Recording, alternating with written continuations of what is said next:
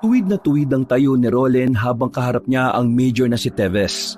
Diretso lamang ang kanyang tingin kahit na nagkakaroon siya ng kakaunting kaba sa kanyang dibdib. Yun ang unang pagkakataon na haharap siya sa isa sa mga tinitingala ng lahat sa hanay nila. Kaya naman labis-labis ang kanyang pag-aalala na baka may magawa na naman siyang hindi magugustuhan ng iba. Madalas kasing pumapalpak ang binata dahil na rin sa pagiging kabado nito. At ang pagsusundalo naman ay hindi niya talaga gusto. Napilitan lamang siyang maging sundalo dahil halos lahat ng lalaki sa kanilang pamilya ay nagsisilbi sa bayan. Kung hindi sundalo, pulis naman. Private First Class Roland Teves, sir! Reporting for duty! First of all, congratulations. This is your first day. Inaasahan ko na magiging epektibong baguhan ka. Babantayan kita. Sir, yes, sir! You may go now. Sir, yes, sir! Nauna na siyang lumabas ng silid ni Major Teves.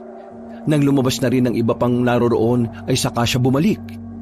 Sinarado niya ang pinto at agad na lumapit sa matanda. Inabutan agad siya ng sigarilyo at parabang hindi mga sundalo kung kumilos. Ang hirap magpaka-professional sa harapan mo, Lo. Pakiramdam ko, anumang oras matatawa ako eh. Buti nga kinakaya mong hindi matawa. Kasi ako, hirap na hirap din ako. Para kang matinong tao eh. Matinong tao naman ako, Lo. Kung makapagsalita ka naman, parang wala akong ginawa kundi maging sakit ng ulo ah.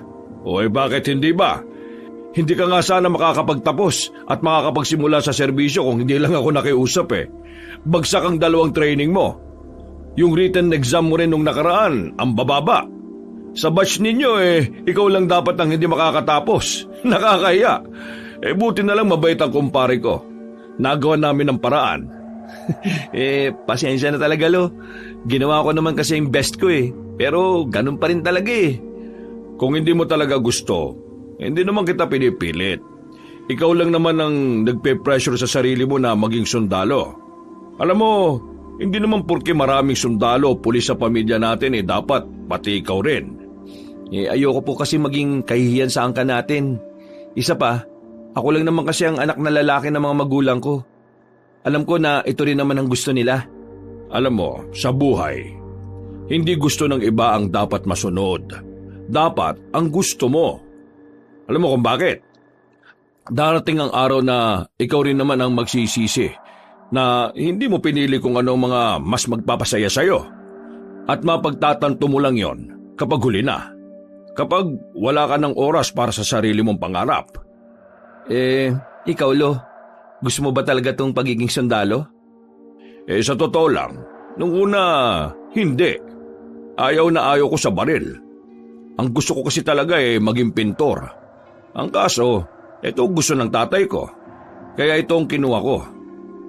Pasalamat na lang din ako kasi kahit na papaano nagustuhan ko itong pagsusundalo. Kaya unti-unti ko na rin minahal. Siguro matututunan ko ring mahalin tong pagiging sundalo ko, Lo. Roland, nakakapagod pag-aralan ng pagmamahal. Sa buhay ng tao, yan lang ang hindi mo pwedeng ituro at matutunan ng sapilitan. Mauubos ka kapag pinilit mong mahalin ng isang bagay o kahit pa tao pa yan. Kaya kung ano ang sa tingin mo magpapasaya sa'yo, yun palagi ang pipiliin mo. Always prioritize your happiness. Malupit ang mundo. Mismong katiting na kasiyahan kailangan mo pang ipaglaban. Kaya kung may oportunidad, huwag mong palalagpasin. Napapangisi na lamang si Major Teves. Matapos nitong patayin ng sigarilyo sa ashtray, nauna na rin itong lumabas sa opisina. Si Rolly naman, naiwan sandali at napaisip sa huling sinabi ng kanyang lolo. Pinagabihan. Uy, insan, lalim ng iniisip mo ah. Uy, Francis, kanina ka pa ba dyan? Mga 1 minuto siguro. Pinagmamasdan kita eh. O ano, kumusta unang araw? Wala pa naman kami masyadong ginagawa pero sa susunod na linggo, baka maging stay in na ako sa kampo. Alam mo insan, proud ako sa narating mo. Proud silang lahat sa'yo. Nakakaingit ka nga eh. Siguro, kung pagiging sundalo rin ang kinuha kong kurso, magiging proud din sa akin ng mga magulang ko eh. Alam mo, tanong ko lang ha, masaya ka ba sa pagsusulat ng mga libro? Ha? Oo naman, masayang masaya. Yung kasi gusto ko eh. Natutunan ko kay Lolo na kung saan ka masaya, yun ang ilaban mo. Kaya wag mo nang isipin kung ano man yung iniisip nila. Hanggang wala kang ginagawang mali, ituloy mo lang. Hindi rin naman silang hahawak ng buhay mo kundi ikaw. Kung sa bagay, tama ka naman. Pero, congrats pa rin. Congrats din sa'yo sa bago mong libro. Ay teka, tungkol pala saan yung libro na ginawa mo? Kailan nilalabas sa publiko? Ilalabas yun sa susunod na buwan, pre. Sana nga maraming bumili. Hindi ko kasi alam kung magiging interesado ba yung mga tao sa aswang. Ano? Aswang? Yun yung topic mo sa bago mong libro? Oo, insan pre, aswang. Ang pamagat, minsan sa sityo ng San Nicolas. Uy, mukhang maganda yan Bibili ako niyan. Pero matanong ko lang, naniniwala ka ba talaga sa aswang? Kaya mo yung ginawa? Yung totoo, oo, naniniwala talaga ako. Tumingin-tingin pa si Francis sa paligid nila. Siniguro niyang wala ni isa sa mga kamag-anak nila ang makakarinig sa kanyang sasabihin. Lumapit ito at pabulong na nagsalita. Hindi ko alam kung maniniwala ka pero bago namatay si Tio Bending nung nakaraang taon, nakakwento niya sa akin. Yung mga ninuno daw natin, pumapatay ng aswang nung panahon ng Kastila. Ano ka ba? Alam mo naman na may problema si Tio Bending sa pag-iisip Mali mo naman totoo. Diba sa pelikula, kung sino pa yung mukhang hindi nagsasabi ng totoo, yung pa yung mga hindi nagsisinungaling. Ewan ko. Basta, wag na lang muna nating intindihin kung totoo yung aswang o hindi. Ang isipin natin, totoong magkakalibro ka na talaga. Ikaw naman, totoong magiging ganap na sundalo. Nag-apir pa ang dalawa ng mga sandaling yon. Matapos ang kanilang pag-uusap, ay pumasok na lang din si Roland sa loob ng kanilang bahay at saka natulog. Kinabukasan, maaga siyang umalis ng bahay. Nagtungo siya sa bayan kasama ang kapwa niya sundalo na baguhan din, si Erwin. Naisipan nilang bumili ng mga bago nilang damit na puti na magagamit nila sa pananatili sa kampo. Pati na rin ibang bagay na kanilang kakailanganin. Sana, magkasama tayo sa barracks. Putik, ayoko makasama yung mga hindi man lang nagsasalita. Hindi ko kasi kayang hindi magdadadaldal Hindi rin naman ako madaldal, no? At least, close tayong dalawa. Pero, seryoso, may nasagap akong info. Info? Tungkol saan? Narinig ko sa usapan ng dalawang kuya ko. Yung nasa kabilang division, may operation daw na gagawin sa susunod na linggo. Baka raw magsama ng mga bago. Tingin ko pre, isasabak tayo kaagad sa gera Hindi namang gera. May i-verify lang tayo sa area. Nasabi na sa akin ni Lolo yan. Nip, iba talaga kapag may lolo na major no? Sus, Intel Group nga mga kuya mo Natigil lang ang kanilang usapan nang biglang may nakabanggaan na matandang babae si Erwin. Munti ka nang matumba ang matanda dahil sa laking tao ba naman ni Erwin. Humingi naman ng paumanhin ng binata, pero biglang sumigaw ang matanda at nagpakita ito ng pagiging iritado. Hindi ka ba tumitingin sa dinaraanan mo? O sinadya mo talaga akong banggain? Naku, hindi po. Pasensya na po. May hinahanap po kasi ako sa bag ko. Hindi ko po talaga kayo nakita. Pasensya na po. Pasensya? Munti ka na ako matumba? Paano kung tumama ang ulo ko sa simento? Pasensya na lang? Hindi ko naman po talaga sinasadya, Ali. Pasensya na po talaga. Kasalanan ko. Anak mayaman ka siguro, ano? Ano po? Ang mayayaman talaga, akala mo hari ng daan Kapag naglalakad, kung sino-sino lang binabangga. Alibasa, malakas ang loob na manghamak kasi maraming pera. At kapag nakasakit naman ng ibang tao, malakas ang loob kasi hindi makukulong kasi may panglagay. Di ba ganyan ang mga kagaya niyong mayayaman? Grabe naman po kayo sa mayayaman. Hindi po ganoon. May mga mayayaman pong hindi gaya ng sinasabi niyo. Pero ako po, hindi naman po ako mayaman Nakakaluwag lang. Itong katabi ko po ang mayaman. Marunong ka rin sumagot at mangasar, ha? Pinagtitinginan na sila ng mga tao ng mga sandaling yon. Kaya naman, hindi na rin nagsayang pa ng oras si Rolen. Nakialam na siya sa nangyayari. Manang, ako na po ang humihingi ng paumanhin kung hindi po kayo napansin ng kaibigan ko. Kung gusto niyo po, dadali namin kayo sa ospital para ma-check. If may seryosong galos kayong natamo, wag na po sana natin palakihin. At baka kung saan-saan pa po mapunta yung usapan na to. Aba, bida-bida ka rin ngayon. Ano akala mo, abogado ka? Huwag mo akong turuan. Ano po bang gusto nyo?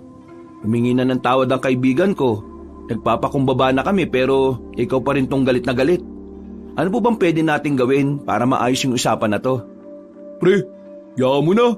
Mukhang sarado naman ang utak na matandang yan eh. Away lang talaga yata gusto mangyari niyan. Magsisisihan mong sinira mong oras ko, iho! Magsisisi ka!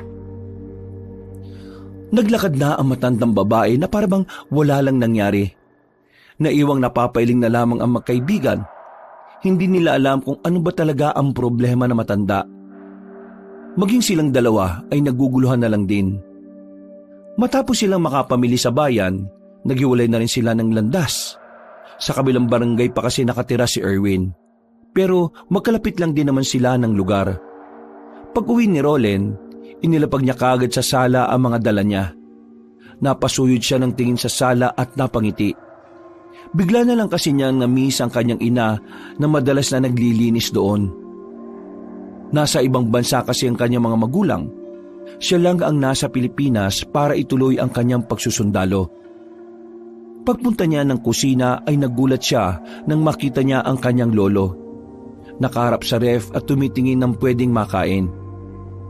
Lolo, di ka man lang nagpasabi na pupunta ka pala. Bakit? Bawal ba akong pumunta rito? Hindi naman sa ganon.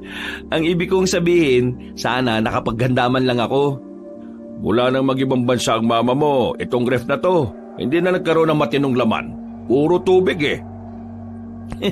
Puro tubig pala eh, bakit ang tagal mong mamili? Pinipili ko kung ano yung mas masarap na tubig. Nagtungo ang dalawa sa sala at tumupo sa sofa. Alam ni Rolen na may mahalagang sasabihin sa kanya ang lolo niya, kaya siya nito sinadya sa bahay. Lo, may sasabihin ka ba? Sa Sabado, sisimulan na ang operasyon. Nabanggit ko na sa iyo yun, hindi ba? Gusto kitang tanungin. Gusto mo bang sumaba kaagad? Kasi kung gusto mong maranasan agad ang isa sa mga bagay na mas makakapagpaunlad sa iyo bilang sundalo, pwede naman kitang isama sa listahan.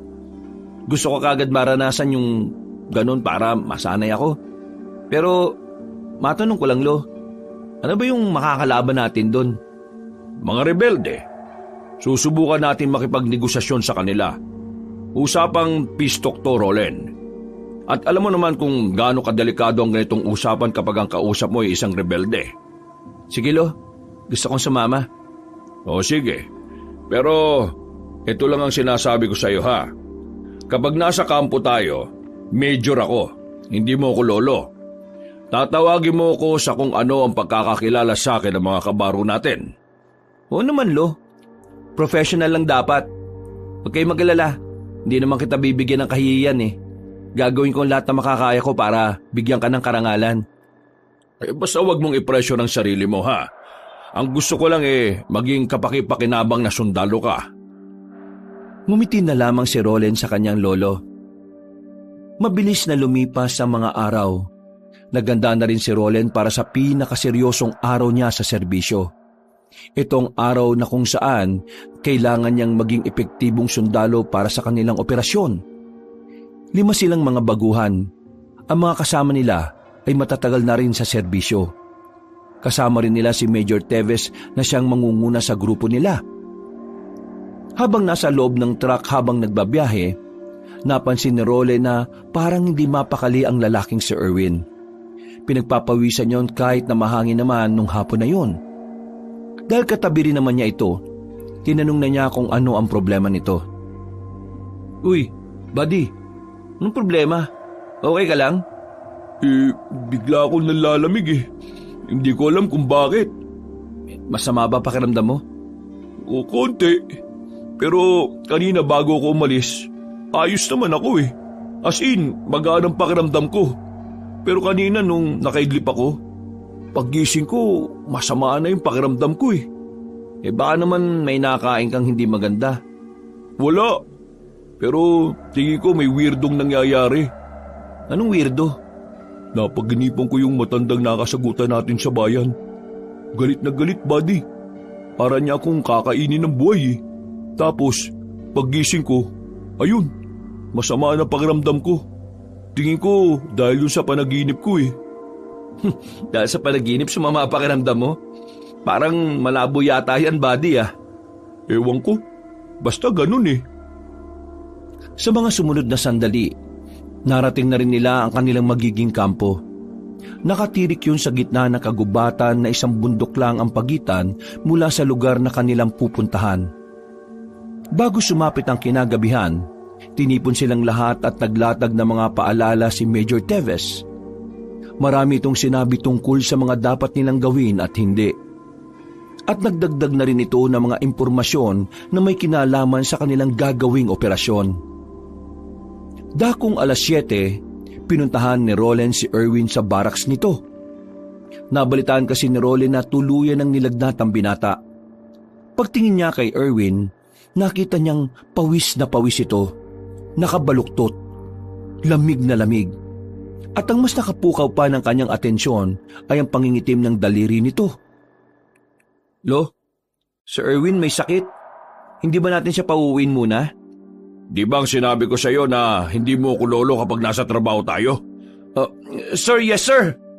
Hindi niya ikakamatay ang lagnat. Uminom lang siya ng gamot. Hindi ka pwedeng magsundalo kung iindahin mo ang sakit. Kung sa lagnat di mo kayang labanan, hindi mo rin malalabanan ng mga kalaban. Sige na, go back to your barracks. May ginagawa ko. Pero sir, tingin ko malala ang lagay niya eh. Hindi po yata simpleng lagnat lang ang meron siya. Please check him, sir, immediately. You are not a doctor, kaya wala kang sapat na kaalaman kung gaano kaseryosong sakit ng isang tao. According to your words, sir, nung nasa training pa lang kami, it's better to have an insight kesa wala. And according to my observation, that's a serious matter. Ang sinasabi ko ay connected sa pagiging sundalo at hindi konektado sa pagiging doktor. You cannot diagnose a person if you are not a professional doctor. Then you can tell me that this is only a simple fever. If you're not a doctor, sir. Napanganga na lamang si Major Teves. Hindi nito magawang magalit sa apo dahil alam niyang meron namang punto si Roland. Huminga ito ng malalim. Sandaling binitiwan ng mga papel na nasa lamesa. Sige, ano bang naging basihan mo para sabihing hindi lang yung simpleng lagnat? Give me a valid reason. Based on my observation, sir, hindi tumitigil ang pagpapawis niya. At according to him, nilalamig siya ng sobra. Napansin ko rin yung mga kuko niya sa kamay, nangingitim. At ano? Sabi niya sa akin, may naririnig siyang boses na matandang babae. Nabigla si Rolly nang tumayo agad si Major Teves. Nagpasama ito sa kanya patungo sa barracks nila. Nang makita ni Major Teves ang kalagayan ni Erwin, tila alam na agad nito kung ano ang naging problema. Iwan niyo na muna kami ni Private Teves dito. Sige na! Agad na nag-alisan ng mga kabaryo nila. Nang sila na lang ang nasa loob ng barracks, sinuri ni Major Teves ang katawan ni Erwin. Sir? Humanap ka ng matinong signal. Tawagin mo si Tito Franco mo. Sabi mo sa kanya, papuntahin dito sa kampo si Mr. Yang. Palim lang ka mo. Wala dapat makakita sa kanya rito. Ano bang nangyayari? Sumunod ka na lang muna kung gusto mong mailigtas tong kabady mo. Kinuha agad ni Roland ang kanyang cellphone. Makalipas lang ang halos 10 minuto, nakahanap na rin siya ng matinong signal. Nagawa niyang matawagan ng numero ng tiyuhin niyang si Franco. Pero ang narinig niyang boses sa kabilang linya ay boses ni Francis. Hello, Tito Franco? Uy, insan, si Francis to. Si Tito Franco kasama si Papa. Lumabas bumili ng alak naiwan tong cellphone niya. Pakisabi kay Tito Franco pagbalik niya, pinapautos ka mo ni Lolo na puntahan niya si Mr. Yang. at papuntahin daw dito sa kampo. Ngayon din daw kagad. Palihim lang daw bawal makita ng ibang kabaro namin. Sino? Si Mr. Yang? Yung incheck na na albularyo? Anong gagawin ng albularyo dyan? Ewan ko, nagugulan din ako kay Lolo Pero ikukwento ko na lang sa'yo kapag nakauwi na ako. Sige na. Pinutol na agad ni Roland ang tawag at dali-dali na rin siyang bumalik. Inabutan niyang naroon pa rin ang lolo niya sa barracks nila Erwin. Sinusuri pa rin ito ang ilang parte ng katawan ng kanyang kaibigan. Nasa gilid lamang si Roland. Naghihintay kung kailan matatapos ang ginagawa ni Major Teves. Anong sabi? Oo raw, papupuntahin na raw dito. Lo, may gusto sana akong itanong Hindi mo ako lolo rito. Sir, pwede po ba akong magtanong, sir? Ano yon? Bakit kailangan natin ng albularyo? Hindi ba dapat yung medical team ang mag-asikaso niyan? Sila dapat ang tinawagan natin? Hindi magagamot ng mediko kahit na anong gamot mula sa ospital ang kalagayan ni Erwin. Ano pong ibig niyong sabihin, sir? Naniniwala ka ba sa mga aswang? Kung hindi ka naniniwala, wala akong oras para ipaliwanag sa iyo. Sinasabi niyo po bang naniniwala kayo sa aswang, sir? Naniniwala ka ba o hindi? Hindi ko masasabing hindi, pero interesado po ako malaman ng tungkol sa mga kagaya nila. Itong si Private Reyes, nadali siya ng aswang. Paano nangyari yun, Lo? Anong sinabi mo? Paano nangyari yun, sir? May mga aswang na kapag nadikitan mo lang, kaya ka nilang saktan. Kapag natanda nilang amoy mo, meron silang ginagawa na parang kagaya ng sakulam. Medyo nabigla si Roland sa mga narinig niya sa kanyang lolo. Hindi naman kasi niya inakala na sa pagiging astig, respetado at istriktong alagad ng batas, may ganong klase ng paniniwala pala ang matanda. Bagay na hindi naman niya nakikita noon. Ang mga ganitong kaso, hindi kayang gamutin ng medisina mula sa mga doktor o ospital. Mas lalo pang lumalala ang kondisyon ng pasyente kung sila ang gagawa ng paggagamot. Sir, hindi ko inakala na may ganito kayong paniniwala. Pero iginagalang ko po. Masaya po ako malaman. Oo, naniniwala ako sa mga aswang. At malaki ang naging papel ng mga aswang na yan sa buhay ko. Pero huwag ka na magtanong. Hindi itong tamang oras para magkwento at pag-usapan ng mga ganoong bagay. Tungkol ito kay Reyes at hindi sa akin. Tumango na lamang si Roland noong mga sandaling yon. Maya-maya pa, nang tulog na ang karamihan sa kanila, ay dumating na rin si Mr. Yang. Agad nitong sinuri si Erwin na hanggang sa mga sandaling yon ay hindi pa rin nagkakamalay. Pagtingin nila sa kuko ni Erwin sa paa, itim na yon, para bang kakulay na ito ng duhat. Kayo ba wala alaala kung itong lalaki merong kaaway? Mabait na tao si Reyes, makulit. Pero masasabi kong pala kaibigan siya sa lahat at magalang din sa matatanda. Wala akong maalala na nagkaroon kami ng problema dahil sa kanya. Kasi nakikita ko ang dahilan. Bakit siya nagkaganyan? Kasi may isa aswang galit sa kanya. Naalala ko na. Nung nakaraan, nagpunta kami sa bayan. Meron nakabanggaan si Erwin na matandang babae. Nagbanta siya na magsisisi raw si Erwin. Hindi kaya yun yung aswang? Mismo! Yung aswang talaga! Yun ang gawa nito sa kanya! Ay, nako! Aswang na naman! Pero huwag kayo alala! Ako bahala sa tao na ito! Kakayanin niya kaya na sumama bukas ng gabi? Bukas umaga! Pag ako gamot siya ngayon, ayos na siya bukas umaga. Gabi pa naman kayo alis, diba? Kaya wala problema. O sige, gawin niyo makakaya niyo para gumaling ang isang yan. Ako nang bahala sa inyo. Ay nako, wag na bayad. Para ka others Tagal na tayo makakilala. Bakit ka babayad? Sige na, ako na bahala. Kayo, labas muna. Sige na, labas muna kayo. Pagbabantay lang kami sa labas. Lumabas ang maglolo. Naglabas na muna ng sigarilyo ang matandang lalaki at nag-abot ng isa kay Roland. Matagal na po pala kayong magkakilala ng Mr. Yang, sir. Mukhang marami na po yata kayong nalalaman tungkol sa mga aswang, Sa susunod na mga araw, malalaman mo rin ang lahat ng kwento ko. Kapag natapos na itong misyon natin. Makalipas lang ang isang oras, lumabas na rin ng barak si Mr. Yang. Pawis na pawis ito at parang pagod na pagod. Magiging ayos na siya basta pahinga muna hanggang umaga ha. O paano? Ako alis na. Hindi ka man lang ba magpapahinga muna o magkakape man lang muna? Ay hindi na. Baka mamaya ako pa kita dito mga kasama mo. Tapos ikaw sumpong. Pagalitan ka na naman. O sige na. Ako alis na ha. Sige, maraming salamat ulit Mr. Yang. Babawi ako sa ibang araw. Kumaway na lamang ang matandang incheck habang papalayo yun. Buntong hininga na lamang ang nagawa ni Major Teves. Pumasok sila muli sa loob. Nawala na ang pangingitim ng kuko ni Erwin.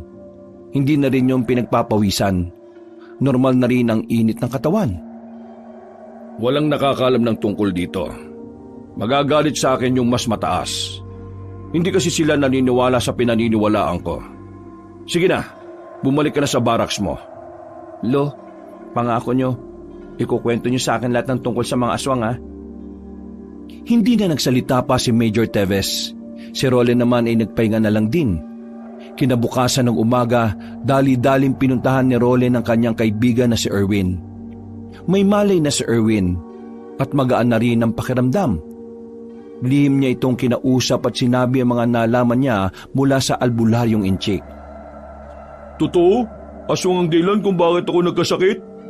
Oo, yun ang sabi ng albularyong kakilala ni Lolo. Nasabi ko na nga ba may kakaiba sa matandang yun eh. Wisit yun ah. Pero, kumusta ka naman ngayon? Wala ka na bang naririnig na kung ano? Wala naman na. Nasa maayos na kalagayan na ako ngayon. Sadyang hindi ko lang inakala na magiging ganon, buddy. Wala naman akong kasalanan sa kanya, di ba? Ewan natin. Baka ganon talaga mga aswang. Ako nga, kagabi lang ako naniwala talaga eh. Huwag kang maingay kasi mismong si Lolo naniniwala rin. Kaya nga eh. Di ko rin talaga inakala na si Major may alam din sa mga aswang-aswang na yan. Pero maraming salamat talaga. Ngayon, okay na ako. Buti, gumaling na ako kagad. Gustong-gusto ko pa naman sumama mamayang gabi.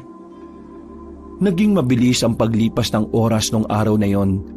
Sumapit na rin ang kinagabihan. Nasa harapan na si Major Teves para kausapin silang lahat. Sa mga oras na ito, nakakaramdam na rin ng kaba si Roland. Kaba na may halong kaligayahan. Pero dinadasal-dasal niya rin na sana ay maging maayos ang lahat. Ngayong gabi, pupunta tayo sa iniinalang kuta ng mga rebelde. Susubukan natin silang kausapin tungkol sa kapayapaan. Hanggat wala silang ginagawang makakapahamak sa atin, hindi tayo magpapakawala ng bala. Hanggat maaari lang ay prioridad natin ang kasunduan. Iiwas tayo sa karahasan. Ngunit kung sakaling kailangan na nating ipagtanggol ang mga sarili natin, huwag tayo magdadalawang isip na protektahan ang isa't isa. Sir, just want to ask a question, sir. Hindi to recitation, Private Teves. Pero sige, anong itatanong mo? Sir, bakit kailangan gabi tayo makipag-usap sa kanila? Dahil nakatanggap ako ng impormasyon kahapon na tuwing gabi lamang naroon ang kanilang commander. Siya ang pakay natin makausap. Wala ka na ba ibang tanong? Sir, wala na sir. Agad na rin silang lumarga matapos ng kanilang sandaling paglilinaw. Habang naglalakad, hindi maiwasan ni Roland na mapatingin-tingin sa paligid. Gustong-gusto na niyang itutok ang baril niya, pero may parte pa rin ang kanyang kalooban ng tila nababahala. Magkakahalong saya at kaba ang nararamdaman niya. Buddy, ayos ka lang? Oo naman, ayos lang ako. Medyo kabado nga lang. Itong unang pagkakataon natin nasasabak eh. Ako rin, kinakabahan ako. Dinadasal ko na nga sana maging maayos lang yung maging usapan. Nagdaan ang halos 1.5 oras, natanaw na rin nila ang kinaroroonan ng mga rebelde. Maliwanag doon, parang isang barangay. Sumenya si Major Teves na kailangan na muna nilang tumigil, pero paghinto pa lang nila, may nagpaulan na kagad ng bala. Natatarantang sinunod ni Roland at Erwin ang sinabi ng Major. Pagtingin nila ay may mga papalapit ng rebelde sa kanila. Kahit na kinakabahan, ikinalma ni Roland ang sarili niya. Tumulong na rin siya sa pagpapaputok. Pinagbababaril nila ang mga rebelding nagtatangkang makalapit sa kanila. Retreat! I said retreat! Wala silang nagawa kundi ang umatras na lamang muna. Ang usapang pangkapayapaan na sisimulan pa lang sanang pag-usapan na uwi lamang sa patayan. Sa isang iglap lang, 2 agad ang nalaga sa bilang ng mga sundalo. Nagawa naman nilang makalayo. Pansamantala silang nakapagtago sa malaking bato, habang ang iba naman ay nagbabantay sa gilid. Maputukan ang mga rebelde sa oras na mag-approach sila sa atin. Wala silang balak na pag-usapan ng kapayapaan. Kailangan na rin natin pumalag. Sir, wala na po si Sargento Guido at Private Marabag. Parehong may tama sa ulo ang 2 nilang kasama. Si Rolen sandaling natulala. Tila nagdulot ng matinding trauma sa kanya ang makita ang mga kasamahan na namatay. Para siyang natutuliro. Bitbitin silang 2. Babalik na muna tayo sa... Muli silang napadapa nang marinig ang makakasunod na putok ng baril. Sa mga sandaling ito, nakipagsabayan na rin sila. Isa si Rolen sa matapang na nakipagpalitan ng putok. Kahit madilim, nagagawang makatama ng binata. Pero nang tumingin siya sa gilid, nakita niya ang lolo niya na meron ng tama sa tagiliran. Lo! Focus! Huwag mo akong tawaging lolo! Nagmamatigas ka pa, may tama ka na eh. Tinulungan niya makaupo ng maayos sa matandang lalaki. Nakita niya na malakas ang tagas nito sa tagiliran. Nakatingin ito sa kanya ng diretsyo, parang nahihirapan ng huminga. Lo! Uy, Lo! Huwag kang ganyan, Lo, ha? Sa bahay ko, sa basement. Kunin mo yung baol. Buksan mo. Susi sa kwarto ko. Lo, ano bang sinasabi mo? Lumabang ka dyan! Saka lamang napagtanto ni Rolen na hindi lang pala tagiliran ng tama ni Major Teves. Tinamaan din pala yon sa gilid ng dibdib. Kaya wala pang ilang minuto, tuluyan na ngang binawian ng buhay ang tinuturing nilang leader. Wala silang magawa ng mga oras na yon kundi ang umatras. Kapag tumagal pa sila roon, ay maaari silang mapalibutan at maubos. Buong pagsisikap nilang binuhat ang mga kasama nilang sugatan at namatay. Sa awa ng Diyos, nagawa nilang makaalis sa lugar na yon. Nakabalik sila ng kampo. 5 ang nalaga sa kanila kabilang si Major Teves. Agad naman itong nakarating sa mas nakatataas sa kanila. Mabilis ang mga pangyayari. Parang nung gabi lang ay kausap pa ni Rolen ng kanyang lolo. Pero sa mga sandaling ito, nasa harapan na siya ng burol nito. Hindi siya makapaniwala na sa isang iglap lang, mawawala ang kanyang hinahangaang sundalo. Insan, ako naman na magbabantay. Magpahinga ka na muna. 2 araw ka nang walang maayos na tulog eh, oh. Ayos lang ako, Insan. Gusto ko lang bantayan si Lolo hanggang sa mailibing na siya. Hindi ko siya nabantayan nung nasa gitna kami ng putukan eh. Insan, wala kang kasalanan sa nangyari. Kaya huwag mong sisihin ang sarili mo. Tsak na malulungkot din si Lolo niyan kapag ganyan ka. Maraming salamat Pero dito lang ako. O sige, sasamahan na lang kita. Umupo si Francis sa tabi nito. Maya-maya lang, dumating ang albularyong si Mr. Yang. Lumapit ito sa kabaong. Matapos yun, napatingin ito kay Rolen na parang may nais itong sabihin. Nakuha naman agad ni Rolen yon. Pumasok sila ni Mr. Yang sa loob ng bahay at dito siya kinausap ng inchik. Sigurado ako meron sabi sa'yo lolo mo bago siya mamatay.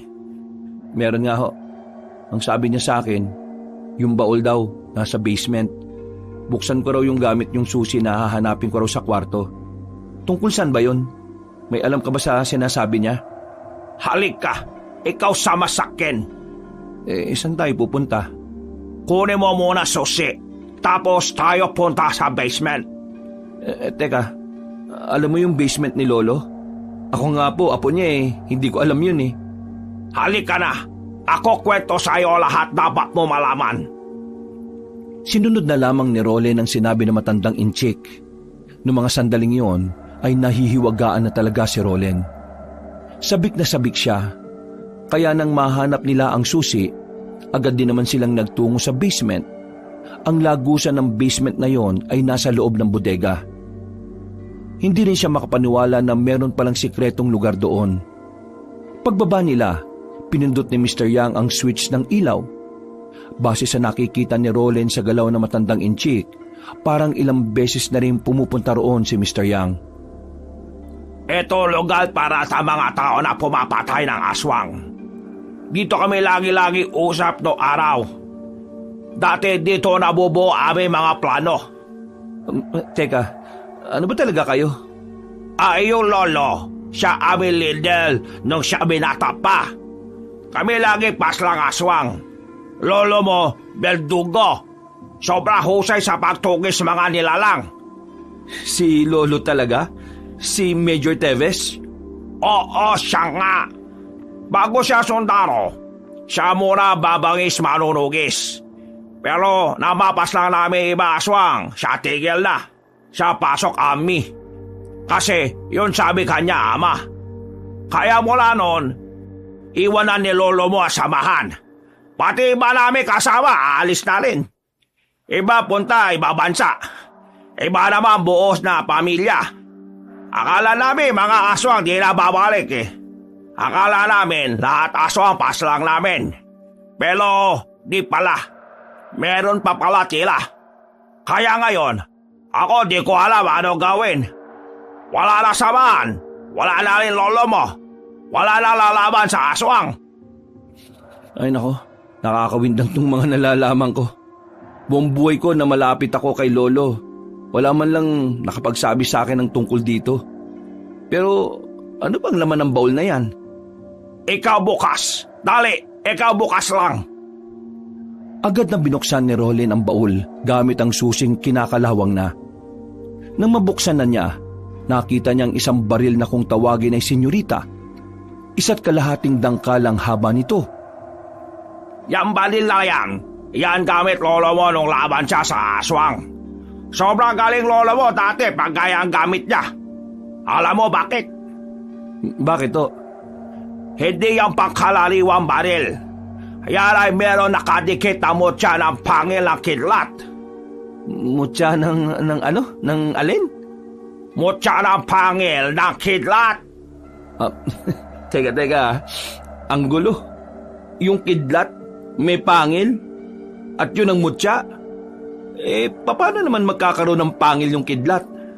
Tignan mo maigi yung baril. Dinampot ni Roland ang baril. Pagtingin niya sa hawakan nito ay merong nakadikit na tila pangil ng isang hayop. Kulay puti at matulis. Oh, ano to? Ang baril na yan, nakidlatan yung dulo kidlat. Yun ang tawag namin sa pangil. Kasi ang kidlat minsan pagtama sa metal, may naiwan na ganyan na hugis pangil. Yung dulo pala ito ng kidlat na tumama sa metal na tumigas. Akala ko naman may pangil yung kidlat eh. Akala ko literal talaga na pangil. Yung pala nagkorting pangil lang. Kawak namin sa ganyan, pangil na kidlat. At ang pangil na ganyan, siya tuling namin mutya. Isa mutya na makapangyarihan pagdating sa pag-asinta. Ano gagawin ko dito? At bakit pinabuksan sa akin ni lolo to? Isa lang ibig sabihin, ikaw susunod yapak na yung lolo. Ha? Bakit ako? Malahil ikaw taglay tunay na katapangan na gaya ng kanya katapangan. Hindi ko alam kung magagawa ko yan. Baguang sundalo lang ako, tapos ngayon lalaban naman ako sa mga aswang. Hindi ko alam gawin yan. Roland, tingin ikaw sa akin. Tingin mo, ikaw pabayaan ko? Hindi. Bago mawala lolo mo, kami usap-usap. Na sakali mawala siya, ako bahala sa'yo gabay. Matali kami kaibigan lolo mo. Marami ako alam sa kanya. Kaya alam ko rin na ikaw kanya pili pala sunod ng yapak niya at ng inyo ninuno. Huminga ng malalim si Roland. Naguguluhan siya sa mga nangyayari. Sabay-sabay na ang mga iniisip niya. Hindi na muna pinansin ni Roland ang mga nalaman niya. Itinoon na lang muna ni Roland ang atensyon niya sa burol ng kanyang lolo. Makalipas ang ilang araw, Nailibing na rin si Major Teves. Maraming nakipaglibing, marami ang nalungkot. Pero si Rolen, balak niyang balikan ang mga rebeldeng pumaslang sa lolo niya at sa kanyang mga kasamahan. Kaya kinabukasan pa lang, muli siyang sumama pabalik sa kampo. Iba na ang namumuno sa kanila at mas marami na sila kumpara nung una. Buddy, ayos ka lang ba? Dapat kasi nag-leave ka muna eh. Hindi pa kondisyon ng utak mo eh. Kasi simula ako pa lang sa serbisyo, leave ka agad. Ayoko madungisan ng pangalan ni Lolo. Bibigyan ko ng hustisya ang kamatayan nila. Ikaw ang bahala. Basta, focus ka lang ha. Hindi nagtagal, nakarating na rin sila sa kuta ng mga rebelde. Pero malayo pa lang, nagtataka na sila. Napansin kasi nila na parang tahimik ang lugar. Wala silang naririnig na mga nagtatawanan at nag-iinuman. Nang subukan nilang lumapit, nagimbal sila sa kanilang nakita. Patay na ang mga rebelde. Nakahandusay ang lahat ng yon. Kabilang na rin ang pinuno ng mga ito. Nakita nilang lasog-lasog ang katawan ng mga rebelde at wakwak pa ang mga tiyan. Sa mga sandaling ito, tila nagkaroon na ng ideya ang binatang si Rolen sa kanyang mga nakikita. Alam niya na maaaring ang mga yon ay pinaslang ng mga aswang. Sinuyod nila ang area. Mga ilang sandali lamang, nanlaki ang mga mata ng mga sundalo nang makita nila ang mga aswang na nasa taas ng mga puno. Agad na lumusob ang mga yon. Pinagbababaril nila pero sadyang mabibilis at maliliksi. Wala silang matamaan kahit na natatapatan pa nila ng dalang ilaw. Sa halip na sila ang makapatay ng aswang, sila pa ang nababawasan. Habang nangyayari ang lahat ng ito, dito na napagtanto ni Rolly na talagang hindi kakayanin ng normal na tao ang mga aswang. Mapanganib ang mga yon. Peligroso at delikadong kalabanin ito ng mga gaya nila. Kahit mga armado sila, wala silang binatbat sa bilis at diskarte ng mga aswang. Kaya noong mga sandaling yon, napilitan silang lahat na umatras. Kahit kasi anong gawin nila ay hindi pa rin sila makatama. Dali-dali silang tumakbo pabalik. Nang makabalik sila sa kampo, marami ang nalaga sa kanila. Halos kalahati. Natuliro ang mga kabaro nila. Kahit ang mga veterano nagulat din. Yun ang unang beses na meron silang nakaengkwentrong mga aswang. Ang insidenteng yon ay kumalat sa kampo nila sa bayan ilang araw lang ang nakalipas. Naggalit ang mga nakatataas at dahil dito tinanggal sila sa operasyon. Pinalitan sila ng mga bago. At ang isinumbong nila na tungkol sa aswang, kagaya ng inaasahan, hindi pinaniwalaan. Visit talaga. Ayaw nilang maniwala sa amin. Pati si Sargento, sinuspindi nila. Sinabihan pa nilang gumagawa ng kwento. Totoo naman talaga may aswang eh. Banas na banas si Rolly nang makauwi na siya galing ng kampo. Kausap niya ang kanyang pinsan na si Francis. Magkarap sila sa lamesa habang nagmimerienda. Di ba sabi ko naman sa'yo, totoo mga aswang? Totoo rin ang mga balibalitang ang angka natin dati ay mga birador na mga aswang. Akala mo, hindi ko alam yung sinabi ni Mr. Yang sa'yo, no? Paano mo nga nalaman? Malamang, tinanong ko siya. Sinabi niya rin sa akin kasi apo rin naman ako ng lolo natin eh. Pero ano palang balak mo? Tatanggapin mo? Ako kasi hindi talaga pwede eh. Wala akong alam sa paghawak ng mga armas o sandata na yan. Hindi ko alam kung tatanggapin ko. Wala rin naman kasi ako mabigat na dahilan eh. Mabigat na dahilan? Hindi ba mabigat na dahilan na ang angka natin kalaban ng mga aswang?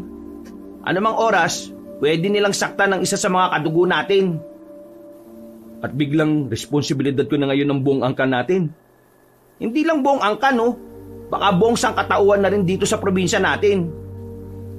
Hindi na lamang sumagot ng lalaking si Rolen, pero gumulo rin sa kanyang isipan ang mga narinig niya. Pakiramdam niya bigla, meron siyang obligasyon sa lahat. Pakiramdam niya, responsibilidad niyang maging tagapagligtas ng mga tao. Pagkatapos ng kanilang pag-uusap, agad na tumungo na lamang ang binata sa kanyang silid. Muli niyang inilabas ang senyorita na itinago niya sa loob ng aparador. Walang kalam-alam si Mr. Yang na kinuha na niya ulit yon. Wala namang bala to eh. Anong silbi ng baril na to? Tiningnan niya yon ng maigi. Laking gulat niya nang bigla na lamang kumislap ang dulo nito. Nakaramdam din siya ng bahagyang init kaya nabitiwan niya yun. Nanlalaki ang kanyang mga mata. Nagtataka siya kung ano ang nangyari. Nung unay sinampal niya pa ang sarili niya sa pag-aakalang baka nananaginip lang siya. Kumuha siya ng basahan at muling ibinalik ang baril sa aparador. Agad naman niyang pinakontak kay Francis sa matandang albularyo. Kaya kinabukasan ng umaga, muling nakipagkita sa kanya si Mr. Yang. Nasa basement na naman sila ng kanyang lolo. Ano ba meron? Bakit ako patawag mo? Pero lang ko pasyente mamaya hapon eh. May gusto lang kasi ako malaman tungkol sa senyorita na baril. Ha? Akala ko ayaw mo. Bakit ikaw interesado ngayon? Kinuha ko yung baril. Kinuha mo? Ginamit mo? Hindi. Itinago ko lang sa aparador. Ano at tanong mo? Gusto ko lang malaman kung ano ba talaga meron doon.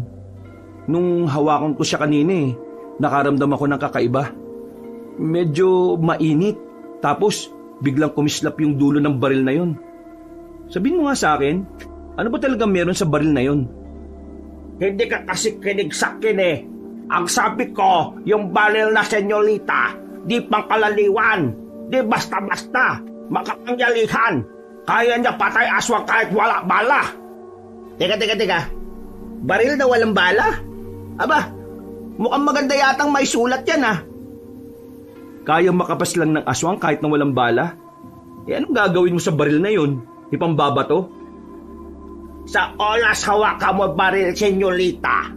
Kung ikaw ang kikilalanin kanya bago amo, magkakaroon siya kay makapangyarihan. Sa loob baril, may mabububulitas na dulot na kapangyarihan. Yun ang makakapas lang sa aswang.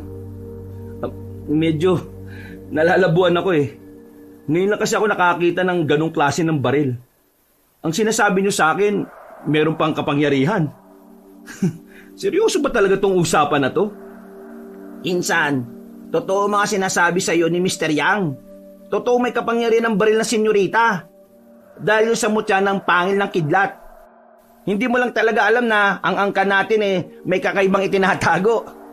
Kung babasahin mo ang libro na isinulat ng isa sa mga lolo natin, doon mo malalaman kung saan nagmula yung baril na senyorita. Saan nga ba nagmula? Ayon sa nabasa ko, ang baril na senyorita ay galing sa isang misteryosong Kastila na bigla na lang daw lumitaw sa bukirin. Gabi raw kasi noon. Habang naglalakad ang isa sa mga lolo natin at ang kanyang mga kaibigan, bigla silang inatake ng mga aswang. Pero dumating tong Kastila.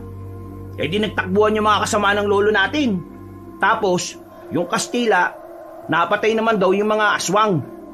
Pero hindi alam ng lolo natin, bago pala dumating yung Kastila, marami na pala yung sugat sa katawan. Kumbaga, bago yun, napalaban pa pala sa iba. Di namatay yung Kastila na yun, naubusan ng dugo. Pinamana ngayon sa lolo natin yung baril. At ang baril na senyorita, si Lolo Major ang huling naging amo. At kung sakaling papayag ka na ikaw ang humawak nun, ikaw na ang bagong tagapangalaga ng baril. Napatango si Mr. Yang sa sinabi ni Francis. Napapaisip lang din naman si Roland noong mga oras na yun. Parang habang tumatagal kasi, ay nagkakaroon na rin siya ng interes sa mga bagay na may kinalaman sa mga aswang. Natapos ang usapan nilang yon, mas lalo na namang nagulo ang utak ng binata. Gabi na nang maisipan ni Roland na dalawin ang kanyang lolo sa puntod nito. Malapit lang din naman kasi sa kanila ang sementeryo. Kahit 10:00 na, ay wala siyang pakialam sa paligid.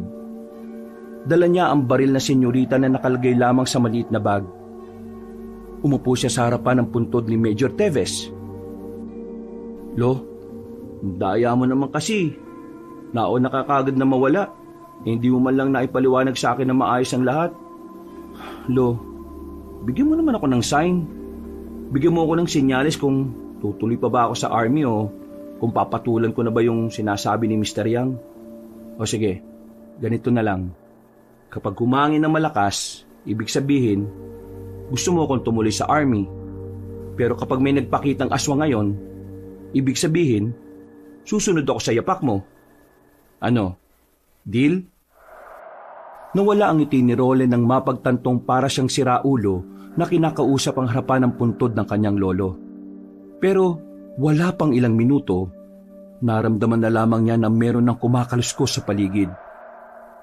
Napalingon siya sa mga puno sa hindi naman kahalayuan.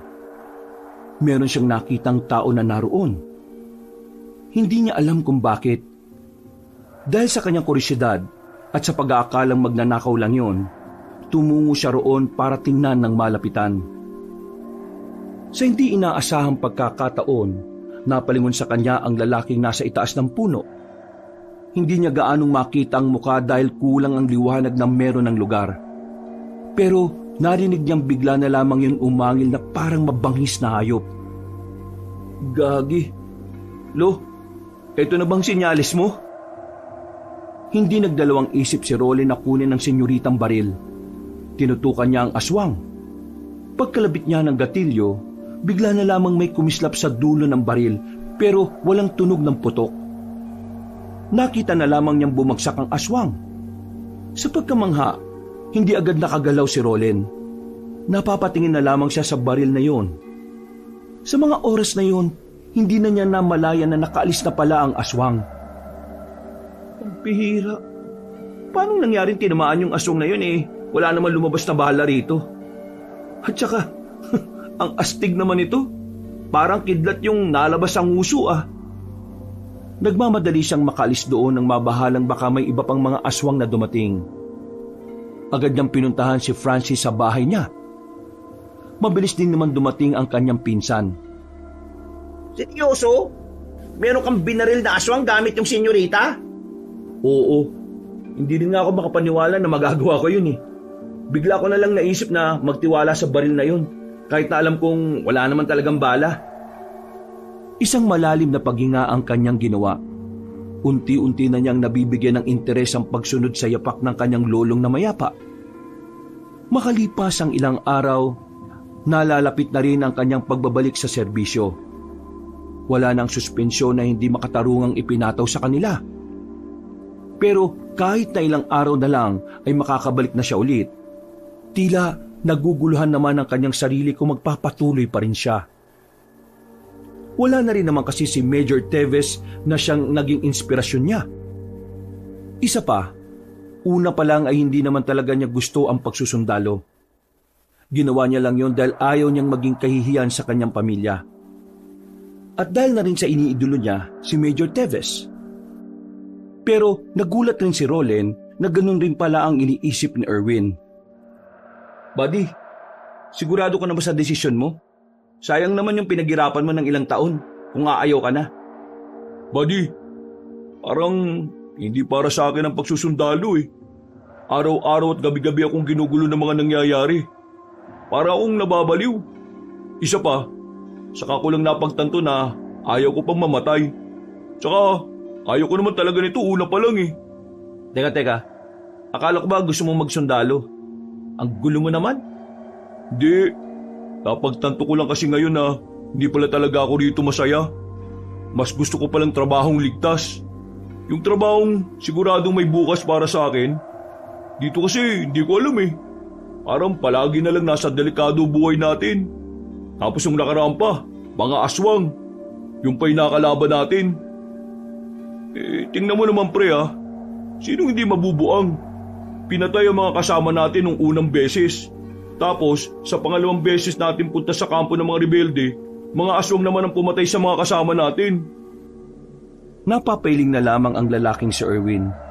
Naiintindihan naman ni Roland ang nararamdaman ng kanyang kabady. Dahil sa totoo lang, halos pareho lang din naman kasi sila ng pinagdaraanan. Dahil sa mga sinabi sa kanya ni Erwin, naisipan niyang ituloy na rin talaga ang pag-alis sa serbisyo. Kaya nung hapon din na yon, kasabay niyang nagtungo sa opisina si Erwin. Pinayagan naman silang makapag-resign dahil na rin sa isyo sa mentalidad ng dalawa. Labis kasi talagang nagdulot ng trauma ang mga nangyari sa kagubatan. Nung gabing yon, Malas yata natin ngayon, pre. Walang masak yan eh. Ayos lang yan. Sanay naman ako maglakad eh. Sigurado kang sanay ka maglakad ah. Malayo-layong lalakarin natin, pre. Wala naman problema, no? Nung nag-aaral pa ako, puro lakad lang din naman kasi yung ginagawa ko. Yung baon ko kasi tinitipid ko noon eh. Para lang makapaglaro ng mga video game dito sa bayan. Buti ka pa, nakaranas maglaro ng mga ganyan. Ako kasi, hindi eh. Alam mo naman kung gaano ka-stricto pamilya ko. Bawal ang mga bagay na walang kinalaman sa pagpapayaman at pagpapalakas ng pangalan namin. Maya-maya lang, may sasakyang bumusina ng malakas. Uy! Tarantado yun ah! Nasa gilid na nga tayo, sasagasaan pa tayo. Mga siraulo kasi talaga minsan yung mga driver na yan eh. Akala mo kanila yung daan porque malaki yung sasakyan nila. Ay nako, kung nabubuhay pa si Lolo, yari yan kapag sinumbong ko yan. Ayaw na ayaw pa naman sa mga taong harabas kung magpatakbo. Sandaling natigil ang kanilang pag-uusap nang bigla silang may makitang babae na nakaupo sa gilid. May dala itong isang malaking bag. Narinig nilang parang iiyak na ang babae kaya nag-alala sila. Nilapitan nila ang babae. Nakita nilang tila meron itong iniinda sa paa nito. Miss, anong problema? Anong nangyari sa'yo? Masakit ang paa ko eh. Namumulikat siya kanina pa. Hindi ko alam kung paano siya ibabalik sa dati. Miss, ayos lang ba sa'yo kung tutulungan ka namin? Mahahawakan lang yung paa mo para mawala yung paninigas ng paa mo. Sige, pakiusap. Tulungan niyo ako. Sige miss, kaming bahala. Huwag ka mag-alala. Maalam din kami sa ganito. Mga sundalo kami. Baguhan nga lang. Pero kaka-resign lang rin namin. O sige, ayos lang. Mukha naman kayo mapagkakatiwalaan eh. Hindi na nagsayang ng oras ang dalawang lalaki. Nakikita na kasi nilang parang namumutla na ang babae sa sobrang sakit. Umaakyat na rin kasi ang pulikat nito hanggang hita. Ginawa ng dalawang lalaki ang kanilang makakaya para mawala ang pulikat ng babae. Mga ilang sandali lang ay nakaraos na rin ito. Pawis na pawis ang dalaga ng mga sandaling yon. Si Roland at Erwin naman ay nakahinga na rin ng maayos. Akala kasi nila ay hindi nila maaagapan. Ayan, ayos na. Makakalakad ka na ulit. Miss, saan ka ba nakatira? 9:00 na ng gabi at mag-isa ka lang dito sa daan. Di ka ba natatakot? Natatakot. Kaso wala naman ako magagawa eh. Kailangan ko maglakad. Wala naman kasing masakyan. At isa pa, malapit na rin naman ang tiraan ko dito sa bayan. Nakatira ako sa boundary ng bayan at ng baryo Masinloc. Dadaan ka pa ng gubat? Oo, mas malapit kasi kapag doon ako dumaan eh. Araw-araw mo ba itong ginagawa kapag unauwi ka? Napakadelikado. Babae ka pa naman. Kailangan ko maghanap ng trabaho eh. Kung hindi ako makakahanap ng trabaho, wala kaming kakainin ng lola ko. O sige, ihatid ka na namin pauwi sa inyo. Delikado ang gabi ngayon eh. Tara pre, hatid natin siya. O sige, wala namang problema. Sigurado ba kayo sa sinasabi nyo? Baka nakakaabala ko sa inyo mga sir. Hindi naman. Papauwi na rin kasi kami. At wala na rin naman kaming ibang gagawin eh. Huwag ka na maya. Isipin mo na lang na nagsisilbi kami sa bayan. At ikaw ang bayan namin. Buddy, joke ba yun? Ang corny. Siya nga po pala, Gabriela ang pangalan ko. Hango ang pangalan ko sa isang babaeng matapang at mabangis. Ang ganda nga ng pangalan mo eh.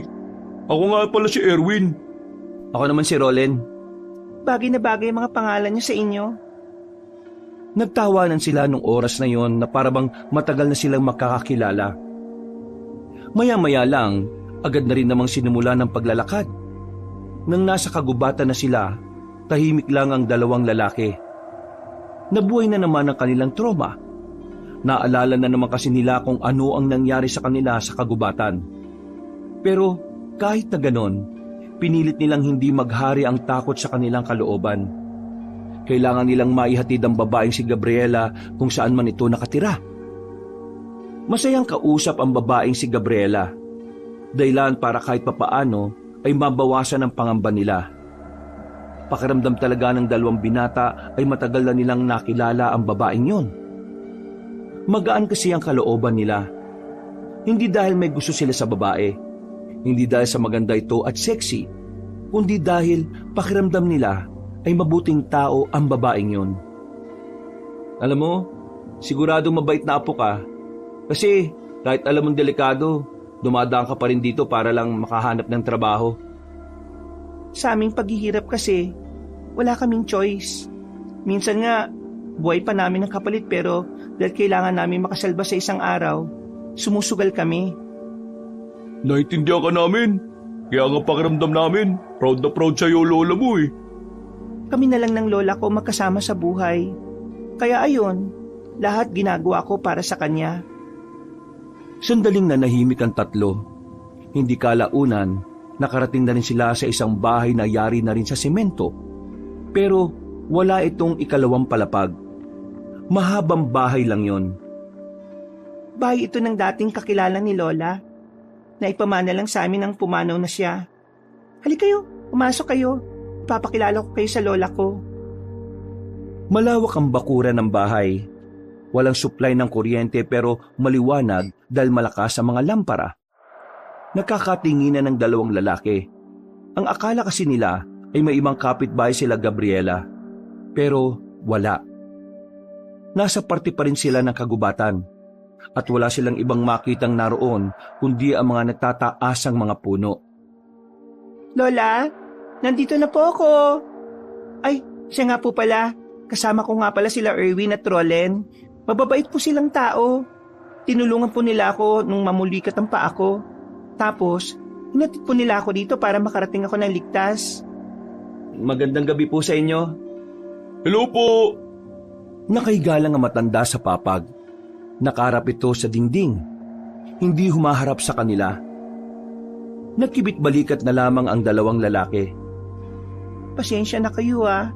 Mainitin talaga ang ulo ni Lola eh. Alam niyo naman, tumatanda na. Tulog yata lola mo eh. Nakakabala yata kami. Hindi, gising pa yan. Sadyang hindi niya lang kayang humarap sa mga tao. Mahiyain siya eh. Pero kapag ganyan siya, inis yan kasi anong oras na naman ako umuwi. La, dito lang kami sa bakuran ha.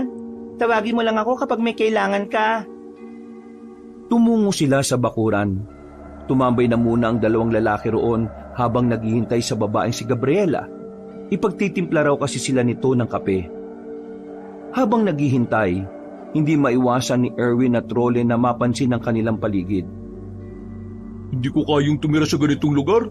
Mamamatay ako nito sa lungkot eh. Uy, naano boses mo? Baka mamaya marinig nila tayo eh. Pero, di ba sabi niya kanina, sa boundary siya ng gubat at baryo Masinloc? Eh ano to? Kaya nga eh. Yun din ang napansin ko. Malayo pa rin yung baryo ng Masinloc, di ba? Parang dun pa nga yata sa kabila yun eh. Pero mukha naman siya mabuting tao eh. Baka masyado lang tayong nag-iisip. Siguro. Natigil lang ang kanilang pag-uusap nang biglang dumating na ang babaeng si Gabriela. Dala na nito ang 2 tasa ng kape. Ngumiti pa ito sa kanila. Bago ilapag, ngiti pa lang ng babae, parang nakikiliti na sila na hindi nila maintindihan. Bigla na lang nagbago ang ibig sabihin ng ngiting yun para sa kanila. Masarap ang kaping yan, purong-puro. Pero, pasensya na kayo kung yan lang ang naibigay ko ha. Wala kasi talaga kami ngayon eh. Hindi, ayos lang naman. Isang karangalan na mapagtimplahan mo kami ng kape. Isa pa, ang sabi nila eh, masasarap daw talaga ang mga kape kapag sa mga ganitong lugar ginawa. Mismo pre. Tara, tikman na natin. Oh, may signal pala rito eh. Sagutin mo na, baka importante yung tawag mo sa cellphone. Sandali lang ah, tumatawag si Airpot eh. Inilapag na muna ni Erwin ang kape. Habang si Rolen naman, sandali pa munang naghintay na makabalik ang kanyang kabady. Nang mapatingin siya kay Gabriela, nakangiti ito sa kanya at parabang sinasabi nito na inuminan niya ang kape. Inamoy niya ang kape. Amoy kaping barako naman. Pero merong naamoy si Roland na weirdo mula roon. Para bang may ibang aroma na nagtatago sa mabangong alingaso ng kape. Wala pang 1 minuto ay bumalik na rin si Erwin. Oh, anong sabi? Hindi ko rin nakausap na maayos eh. Putol-putol ang signal. Napapailing na lamang ang lalaking si Erwin. Iinumin sana nila ang kape nang bigla na lamang nakaramdam ng kaba ang lalaking si Roland. Hindi niya alam kung bakit, pero pakiramdam niya kapag ininom nila ang kapeng yon ay may mangyayaring hindi maganda. Kaya naman sinenyesan ni Roland ang kaibigan niya. Agad naman siyang naintindihan ni Erwin. Bakit? May problema ba? Ayaw niyo ba ng kape ng tinimpla ko? Hindi. Naiihi lang ako. Nasaan pala yung banyo nyo? Banyo? Sa likod ng bahay namin. Naroon ang banyo namin. O sige, paihi na muna ako Tumangulang sa kanya ang babaeng si Gabriela. Agad naman siyang nagtungo sa banyo. Pagdating niya sa likod bahay, habang umiihi siya, ay naramdaman niyang merong nakatayo sa likuran niya. Akala niya nung una ay si Erwin lang, pero nang lumingon siya, nakita niya ang lola ni Gabriela. Nakatingin lang sa kanya ng seryoso, pero isang bagay ang kanyang napagtanto. Nakita na niya ang mukhang yon ng matanda. Hindi siya maaaring magkamali. Ang matandang yon ay ang matandang nakasagutan nila ni Erwin sa bayan. Nang sumilay ang nakakalokong ngiti ng Ale, dito na nagsimulang mataranta ang lalaking si Roland. Lumapit sa kanyang matanda at sinubukan siyang dakmain. Pero mabuti na lamang ay nakailag siya. Hindi na siya nagsayang pa ng oras. Agad niyang binalikan ang kanyang kabady. Oh, bakit pre? Ano problema? Tara, umalis na tayo rito. Niloloko niyo lang tayo, pre. Teka, ano ba sinasabi mo? Yung matandang babae na nakasagutan mo sa bayan at yung matandang babae na aswang na naging dahilan kung bakit ka nagkasakit, yun ang lola niya. Aswang silang dalawa. Ano? Sandali, hindi ko kayo maintindihan. Huwag mo na kaming linlangin, Gabriela. Hindi ako tanga, no? Alam ko nang dinala mo lang kami dito para biktimahin. Hindi, nakakamali ka. Hindi naman kami aswang eh. Mga pangkaraniwang tao lang naman kami. Nakita ko sa likod bahay ang lola mo. Iba ang ngiti niya. May mahaba siyang kuko. Huwag ka na magsalita. Hindi na kami magtitiwala sa'yo. Dahil tsak na lahat ng sinabi mo sa amin kanina ay kasinungalingan lang. Bakit ka ba ganyan? Wala naman kami ginagawang masama ah. Bakit mo kami ginagawa ng kwento? Yang kape na yan may kakaibang amoy. May nilagay ka dyan na kapag ininom namin, mawawala kami ng malay sigurado. Gabriela, kilala ko kaibigan ko. Hindi siya gagawa lang ng basta kwento lang. Naniniwala ako sa kanya na aswang ka. Aswang kayong dalawa ng lola mo. Kung talagang aswang ako at ang lola ko, patunayan nyo. Talagang patutunayan ko na aswang kayo. Agad na may binunot ang lalaking si Roland sa kanyang maliit na bag. Inilabas niya mula roon ang senyoritang baril. Nanlaki ang mga mata ng dalagang si Gabriela. Tila nakilala nito ang baril na yon. Kinalabit ni Roland ang gatilyo. Sa pagkakataong yon ay may narinig na siyang putok mula sa baril na yon. Nakita rin ni Erwin ang malakidlat na nanggagaling sa baril. Nagawang makailag ng babae. Mabilis itong gumapang patungo sa silong ng bahay.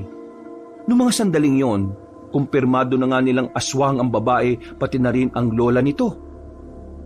Dahil dito, nabuo ang pagnanais sa kalooban ni Roland na mapuksa ang dalawang aswang.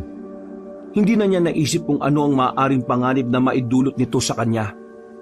Ang tanging tumatakbo na lamang sa kanyang isipan ay ang mabawasan ng kalaban ng kanilang angkan.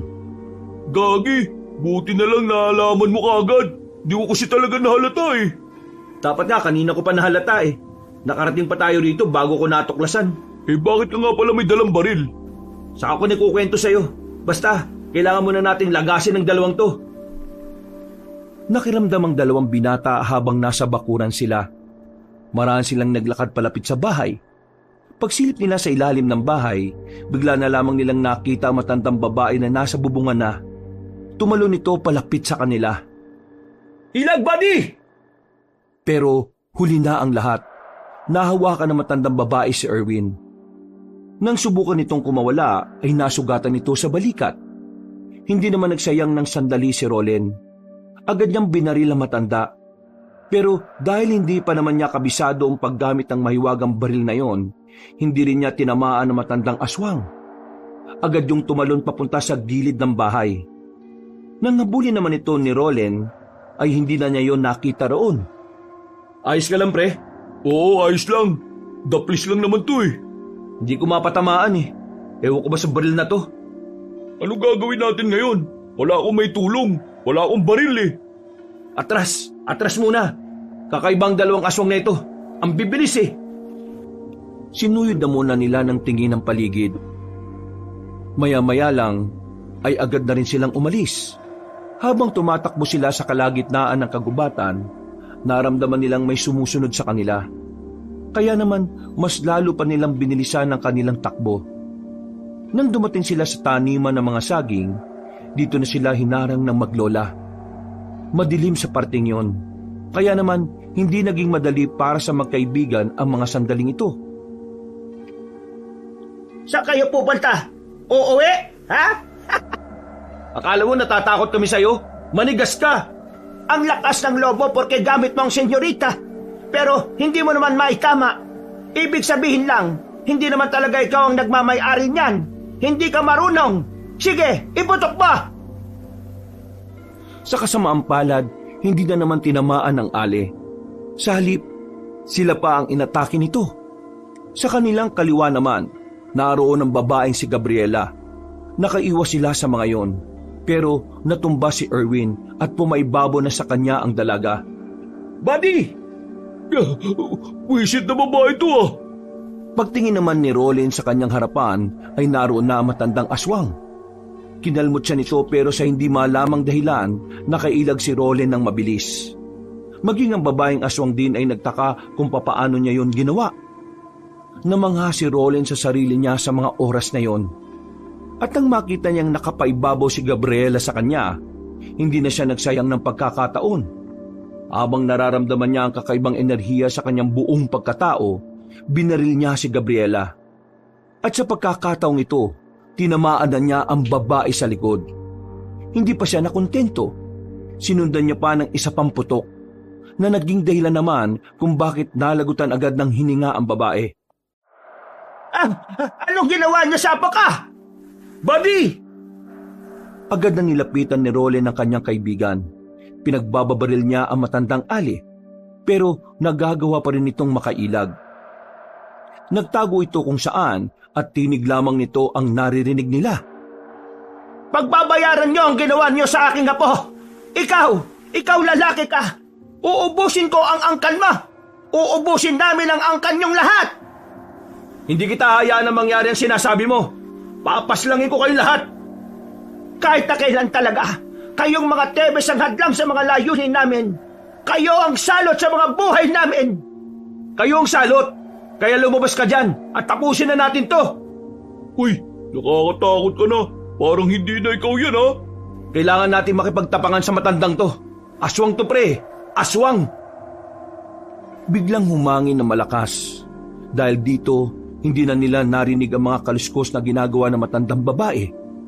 Pagtingin nila sa gilid, bigla na lamang lumitaw roon ang matandang babae. Kinalmot sila nito at tinamaan si Roland sa bandang likuran. Tinulak ni Roland ang kaibigan niya at binaril niya ulit ang aswang. Pero dahil sa kirot na kanyang nararamdaman, hindi na naman niya yun tinamaan. Magkakasunod na putok ng baril ang kanyang pinakawalan, pero tinakasan lang siya ng matandang aswang. Kailangan na natin lisanin ng lugar na ito. Ayos ka lang ba? May galos ka eh. Oo, ayos lang ako. Napatingin silang dalawa sa babaeng si Gabriela. Napabuntong hininga na lang sila. Aminadong nanghihinayang si Roland dahil akala nila matinong tao ang babaeng yon. Agad-agad na rin nilang nilisan ang kagubatan. Mabilis din naman silang nakarating sa kalsada. Maswerte namang may napadaan na sasakyan at nakisabay na rin sila roon. Isinama ni Roland si Erwin sa kanyang bahay. Kinontak niya agad si Francis pati na rin si Mr. Young. Maging ang matandang inchik, hindi rin makapaniwala na nakalaban ni Roland ang isa sa mga mababangis na aswang. Belad na pangalan matanda mabangis na aswang. Siya asawa na pinuro aswang. Hindi ako makapaniwala na ikaw laban sa aswang na mabangis. Pinahanga mo ko, Loleng. Pero ikaw ingat lagi ha. Kasi yung kalaban mo, delikado, malakas, mabangis, mautak. Nagkataon lang na ikaw dalabalil, senyorita. Hindi sana kaya wala siyang gawa sa'yo. Puti, yan la sugat mo. Asawa siya ng pinuno ng mga aswang? Ibig sabihin, alam din niya parte ako ng angkan namin? Oo, alam niya. Kaya si Kolo ikaw kanila kuha. Planado nila lahat. Buti na lang ikaw talino at nalawa, senyorita. Mga siraulong yun. Muntikan pa kami ha. Buti nga napatay ko yung apo niya. Ano yung sabi? Iyong patay apo niya? Oo, napatay ko yung babae. Nasa ibabaw na siya ni Erwin eh. Kaya ayun, binaril ko gamit yung senyorita. Nakaw! Delikadong buhay mo! Pati na rin buong angkan nyo! Kailangan mo na aral paano gamit ang senyorita maayos. Insan, kailangan mong mag-ingat sa oras na aalis ka. Dahil sa ginawa mo, malamang sa malamang, mas bibilisan na nila yung paggawa ng hakbang para maubos ang angkan natin. Mukhang eto na talaga ang oras para sumunod ka sa yapak ni Lolo. Hindi ko kayo maintindihan. Pero base sa mga sinabi niyo parang matagal yun ang kaaway ang mga aswang ah. Napalunok na lamang ng laway si Rolen. Alam niya na sa mga susunod na araw, maaaring magsimula na ang laban niya kontra sa mga aswang. Nawiwindang na lamang siya sa mga nangyayari. Dahil parang kailan lang ay mga rebelde lamang ang iniintindi niyang makakalaban. Pero sa mga puntong ito, alam niyang higit na roon ang maaari niyang makaharap. Kinabukasan, hindi na nagsayang ng panahon si Rolen. Kahit na hindi pa man gumagaling ang kanyang natamong sugat, siya na mismo ang nakiusap kay Mr. Yang na ituro sa kanya ang lahat ng nalalaman sa paggamit ng senyoritang baril. Marami siyang binasang libro, marami siyang inaral na kasaysayan at pati na rin ang ilang ritual na makakatulong upang maintindihan niya ang diwa ng kapangyarihan ng baril. Hindi na napapansin ni Rolen na lumilipas na pala ang araw. Unti-unti na rin niyang nasasanay ang kanyang sarili. Unti-unti na rin niyang natututunan kung papaano ginagamit ang baril. Talagang puspusan na ang pagpapractice mo, Insan ah. Ikaw na talaga susunod sa yapak ni Lolo. Kailangan eh. Sabi sa akin ni Mr. Yang, malaki ang tsansa na bibiglain tayo ng mga aswang na yun. Nananahimik kasi sila. Yun ang nakakatakot. Naabisuhan na ba yung iba nating mga kamag-anak? Oo, nasabihan na namin sila. Buti nga naniwala kaagad sila eh. Paano hindi maniniwala? Ikaw lang naman yata yung hindi nakakalam tungkol sa pagiging manunugis at birador ni Lolo. Nasa kagubatan sila ng tanghaling yon. Nagpapahangin si Rolen habang kumakain ng paborito nitong biko. Habang nagmumuni-muni sila, bigla na lamang nakaramdam ng kaba si Rolen. Oh, bakit? Anong problema? Hindi ko alam eh. Bigla na lang akong kinabahan. Si Mr. Yang ba? Nakausap mo ngayong araw? Kaninang umaga lang. Tinanong niya ako kung kumusta ka na. Puntahan natin si Mr. Yang. Ha? Ngayon na? Oo. Hindi ako mapakali. Isinuksok na ni Rolen ang kanyang baril sa tagiliran. Hindi na sila nagsayang ng oras at agad na rin silang tumungo sa kinaroroonan na matandang si Mr. Yang. Makailang ulit silang kumatok, pero walang nagbubukas ng pinto. Nang itulak nila ang pinto, ay saka lamang nila nalaman na nakabukas pala yun. Marahang binuksan ni Rolen ang pintuan. Sa hindi malamang dahilan, lumakas na naman ang kanyang kaba. Nang sumilip na sila sa loob ng bahay, dito na nila nakita ang matandang si Mr. Yang. Nakadapa, may dugo sa sahig. Hindi na ito gumagalaw. Mr. Yang! Lumapit agad si Rolen. Naghihingalo pa ang matanda nang subukan niya itong kausapin. Ikaw, Pag-asa. Ikaw, sa Moriones. Doon sila lahat. Mr. Yang, kumapit ka lang. Dadaling ka namin sa... Mr. Yang! Uy! Mr. Yang! Kahit anong tawag ni Rolen ng pangalan ng matandang inchik, ay hindi na ito dumidilat. Tuluyan ang nalagutan ng hininga ang albularyo. At sa puntong yon, nagsimulang mabuo ang puot sa kalooban ni Roland. Kung kailan napapalapit na ang loob niya kay Mr. Yang, saka naman ito mawawala. Bagay na labis niyang kinasama ng loob. Kaya naman isinumpa niya nung araw na yon na hindi matatahimik ang kanyang kalooban hanggat hindi siya nakakaganti. Dahil malapit sa angkan nila si Mr. Yang, sila na ang sumagot ng lahat ng gastusin ng burol at libing nito. Insan, mauna na kami. Dito ka lang ba? Sige, uwi na rin ako maya-maya. Nakatingin lamang si Roland sa puntod ni Mr. Yang na katabi lang din naman ang puntod ng kanyang lolo. Nagsarado ang kanyang kamao. Hindi niya pa rin matanggap na sa isang iglap na wala ang albularyo na magiging gabay niya sana hanggang sa huli ng kanyang laban. Mr. Yang, Lolo, huwag kayong mag-alala. Ako ang tatapos sa laban na iniwan ninyo. Mas lalong humigpit ang pagkakasarado ng kanyang kamao. Pinangako niya sa kanyang sarili na kahit na anong mangyari, hindi siya papayag na hindi mapapanagot ang mga aswang sa lahat ng kasamaan nito. Pag-uwi niya sa kanyang bahay, naabutan niyang naroon si Francis. Tila alam na nito ang kanyang gagawin. Tumayo si Francis at lumapit sa kanya. Anong gagawin mo? Wala. Anong ibig mo sabihin? Alam ko na pupuntahan mo yung kinaroroonan ng mga aswang eh. Oo, pupuntahan ko yun. At uubusin ko silang lahat. Sasama ako, Insan. Hindi pwede. Laban ko to. Laban mo to? Laban to ng angkan natin. Pinsan mo ako. Parte ako ng pamilyang to. Pero ako lang ang may responsibilidad na tapusin ang laban na to sa mga aswang. Hindi ka kasali rito. Ayaw kitang madamay. Gustuin mo man o hindi, damay ako dito. Kasi magkadugo tayo. At tayo magkakadugo ang punteriya ng mga aswang na yun. Isama mo na ako, Insan. Ito na lang yung tamang pagkakataon para mapatunayan ko sa mga magulang ko na meron din akong ambag sa angkan natin. Di ba hindi ko kaya magsundalo? Kahit man lang sa ganitong pamamaraan, magawa ko man lang. Huminga ng malalim si Roland. Mukhang hindi na niya mapipigilan pa ang binata. Kaya naman, hinayaan na lang din niya ito. O sige na, maganda ka na. Ngayon na kagad? Oo, wala tayong sasayanging oras. Ngayong alam ko na kung nasaan sila matatagpuan, ako na mismo pupunta sa kanila. Sige, sama niyo na rin ako. Sabay na napalingon na magpinsan sa pintuan. Nakita nila roon si Erwin. Itim ang lahat ng suot nito at meron na ring dalang armas. Narinig kita kahapon kanina, buddy. Kaya naisip ko na maganda na rin dahil gusto kitang tulungan. Buddy, labas ka rito. Problema ng pamilya namin to. Kung ganon, hayaan mong gawin kong daylan ang mga kasamahan natin pinaslang ng mga aswang. Gusto ko silang iganti. Pero hindi sila mga pangkaraniwan. Nakita mo naman kung paano nila tayo atakihin nung gabing yon. Alam ko, kaya nga hinanda ko na sarili ko para sa mga oras na ganito. Isama na natin siya, Insan. Mas marami, mas maganda.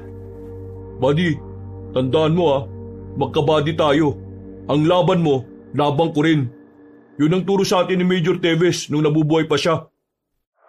Isang malalim na paghinga na naman ang nagawa ni Roland. Kalaunan, nakumbinsi rin siya ng dalawa. Sa parehong gabi, umalis silang tatlo. Gamit ang sasakyan ni Erwin ay bumiyay sila patungo sa nayo ng Moriones. Ang lugar na kilala sa bentahan ng lambanog sa kanilang lugar. Pero lingid sa kanilang kaalaman na meron palang nagtatagong mga aswang doon. Astig nitong sasakyan mo, Erwin. Ang ganda. Ang sarap imaneho ng manobela, oh. Focus ka lang sa daan. Madilim ang dinaraanan natin. Baka bigla tayo maaksidente. Nakafocus naman ako eh. Ay, teka, Roland, Insan. Paano pala natin malalaman kung aswang ang isang tao? Paano natin malalaman kung sino kalaban natin? Kaya ko nang maramdaman ang presensya ng mga aswang. Totoo pala talaga yung mga ritual na ginagawa ni Mr. Yang sa'yo no? Nakatulong talaga eh. Parang hindi ka na normal na tao ngayon. Sa totoo lang, buddy, hindi pa rin ako makapaniwala na ito ka na. Nalalaban ka na sa mga aswang. Akalain mo yun? Mas malala pa yung kakalabanin mo ngayon? Mas mahirap pa itong misyon na ito kaysa nung nasa army pa tayo eh. Hindi ko rin inaasahan na ako ang susunod sa yapak ni Lolo eh. Yung mga nangyari sa buhay natin ngayon, yun ang naging senyales na maging ganito ako. Kaya mamaya, ihandaan niyo ang sarili ninyo. Ikaw Francis, marunong ka ba talagang humawak ng baril? Kahit na hindi ako nagsundalo, marunong naman ako. Nag-aral din naman ako niyan eh. Kaya wala kayong dapat na ipag-alala sa akin. O sige, sabi mo yan eh. Namaya niyang katahimikan sa loob ng sasakyan. Tahimik lamang sila habang tinatahak ang biyahe. Si Rolin, wala siyang ibang iniisip kundi ang mga mangyayari. Alam niya sa kanyang sarili na handang-handa naman siya. Pero kahit na ganon, hindi niya pa rin maiwasang hindi mabahala. Hindi niya minamaliit ang kakayahan ng mga aswang, kaya kahit na may kakayahan siyang pumaslang, hindi pa rin siya nagiging kampante. Tumigil ang sasakyan sa gilid ng kalsada. Nagtaka naman sila nang marinig na parang may kumalabog sa makina. Erwin, may problema yata ang makina ng sasakyan mo eh oh. Mukhang pinipigilan ka talagang sumama. Iwan na lang natin tong sasakyan. Malapit na rin naman to sa Moriones eh. Ha? Sigurado ka? Oo, luma na rin kasi yung sasakyan na to eh. Balikan na lang natin to bukas. Kung ganun eh, tara na. Iniwan nila ang sasakyan sa gilid. Sinimulan na rin nila ang paglalakad. Dumaan lang sila sa gilid ng medyo may kadiliman. Iniiwasan kasi nilang may makakita sa kanila dahil baka paghinalaan sila ng mga rebelde. Mahabang baril kasi ang dala ni Francis at Erwin. Kung sakali mang dumating tayo sa puntong kailangan nyo ng mamili, piliin nyo lang palagi yung sarili nyong kaligtasan ha. Hindi pwedeng mamatay tayong lahat. Kailangan may makaligtas. Mas maganda kung lahat tayo ay makakabalik ng buhay. Napatangon na lamang ang dalawang lalaki.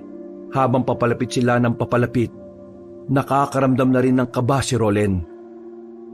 Hindi nagtagal, natanaw na rin nila ang kabilang nayon. Maliwanag at mukhang masigla ang lugar na yon. Sa unang tingin, iisipin na tila pangkaraniwang lugar lamang yon. Pero sa malayo pa lang, nararamdaman na ni Rolen ang mga presensya ng mga aswang.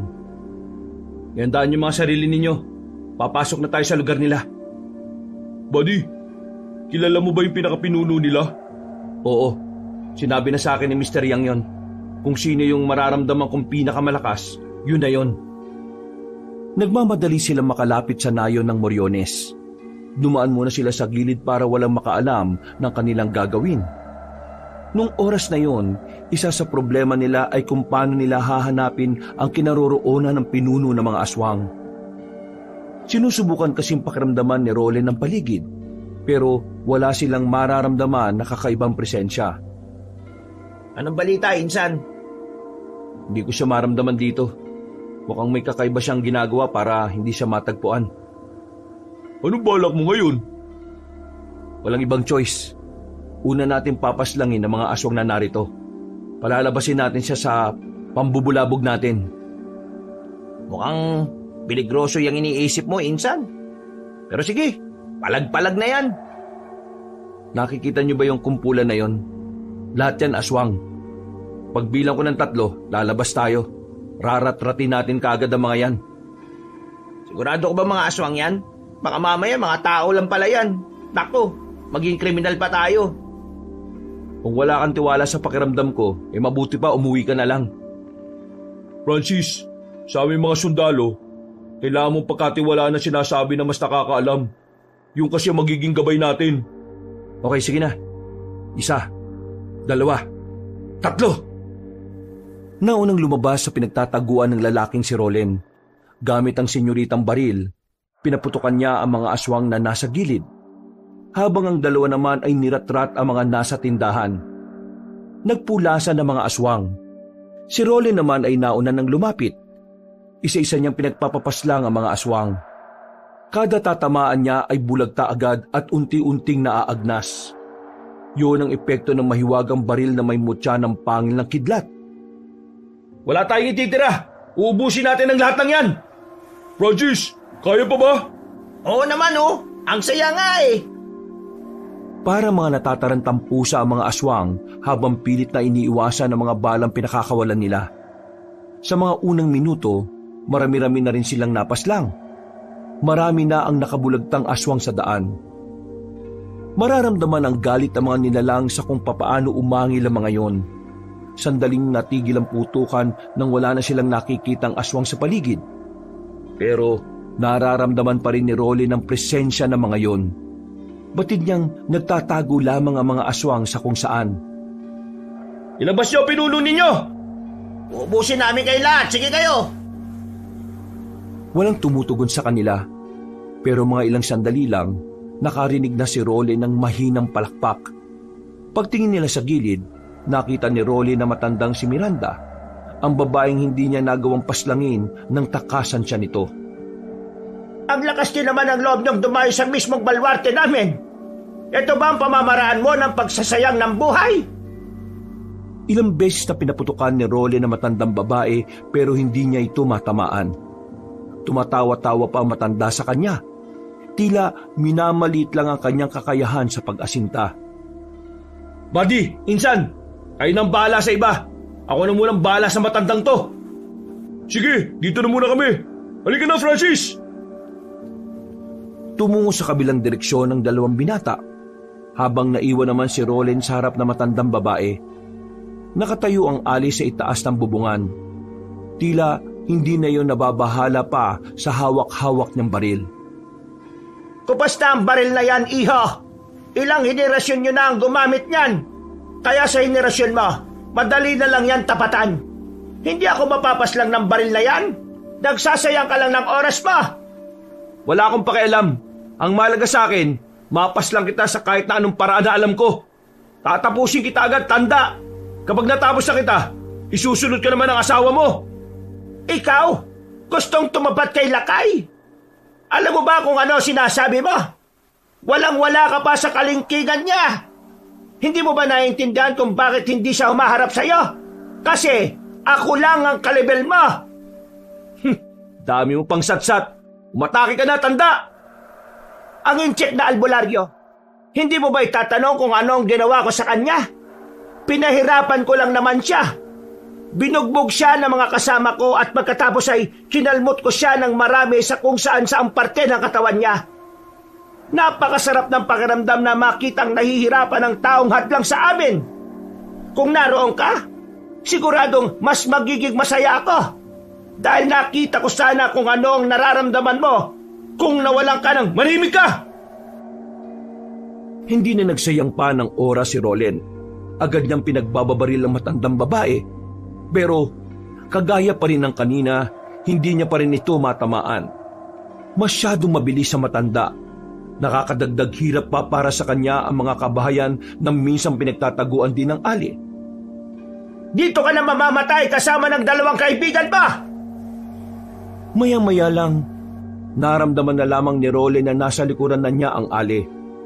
Huli na ng tangkain niyang makailag. Tinamaan na siya nito ng mahaba nitong kuko. Mahabang pagkakakalmot sa kanya. Kaya naman tila napatigil siya sandali. Dumistansya siya sa matanda. Anong problema? Bakit hindi mo gamitin yung ginawa mong pag-ilag ng mabilis nung una? Bakit hindi mo na kaya? Kasi hindi naman talaga ikaw ang karapat-dapat na humarap sa aming mga aswang. Hindi nakapagsalita si Rolly. Tila natanggal ang angas niya noong mga sandaling yun. Sinubukan niya pa ulit na gamitin ang baril na senyorita. Pero sa kasamaang palad, hindi niya pa rin tinamaan ang ali. Nakakaroon na siya ng pagdududa sa kanyang sarili sa mga pagkakataong ito. Pakiramdam niya, hindi na rin niya magagamit ng matino ang baril. Yung pa naman sana ang inaasahan niyang makakapaslang sa lahat ng aswang. Bumuntong hininga na lamang siya. Pag-atake ulit na matanda, tinamaan ulit siya, dahilan para matumba siya. Pero agad din naman siyang bumangon kahit na nawawalan na siya ng balanse. Mukhang wala na naman ako mapapala sa iyo ngayon. Kaya mas maigi nang tapusin na kita. Pasensya ka na. Hindi ka na aabot kay Lakay. Hanggang sa akin ka lang. Huwag kang maging kampante, tanda. Baka nakakalimutan mo. Ginawa ng Diyos ang tao na mas mataas sa lahat. Sa paningin ko, Isa ka lang hayop na nagkatawang tao. Kaya kahit sindakin mo ako, hindi mo ako masisindak. Hindi ako takot mamatay. Kasi kung takot ako mamatay, hindi ko na sana mapapaslang ang apo mo na nagpapanggap. Visit ka talagang lalaki ka. Pagbabayarin kita sa ginawa mo sa apo ka.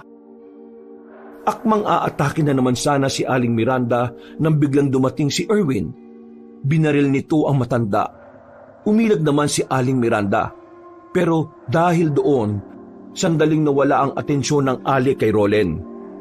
Nagkaroon ng pagkakataon si Rolen na barilin na matanda. Agad niyang pinaputukan si Aling Miranda at sa wakas, tinamaan na yon sa kanyang dibdib. Sinubukan pa ng matandang aswang na makatalon, pero hindi na nito kinaya ng barilin pa ito ni Rolen ng ilang sunod-sunod. Dami mo kasing dinadaldal eh. O ayan, nauna ka tuloy. Nakatingin sa kanya ang matandang babae. Tila may gusto itong sabihin na hindi na rin naituloy. Wala pang isang minuto, unti-unti na rin itong naging abo. Marami pa ron. Tara, respondihan natin si Francis. Nagmamadali silang nagtungo sa kinaroroonan ng kanyang pinsan. Saktong dating nila dahil malapit-lapit na ring mawalan ng bala si Francis. Akala ko iniwan niyo na ako eh. Pwede ba naman yun? Niratrat nila ng niratrat ang mga aswang na patalon-talon sa mga bahay at puno. Sa mga puntong ito ay unti-unti na rin nilang nalalagas ang bilang ng kanilang mga kalaban. Maya-maya pa, tumigil na ang putukan nang wala nang nagpapakita sa kanilang aswang. Iandaan niyo sarili niyo. Nandito na siya. Sinong siya? Ang pinuno ng mga aswang. Ang tinatawag nilang lakay. Naririnig ni Rolen ang mabibigat na yabag ng isang nilalang. Noong mga sandaling yon, bigla na lang din siyang nakaramdam ng kaba. Tila nagwawala ang kanyang dibdib. Hindi niya mapigilan. Kakaiba ang dulot ng presensya ng aswang na nararamdaman niya. Tingnan niyo yun oh! Pagtingin nila sa kaliwang banda, nakita nila ang matandang lalaki na naroon.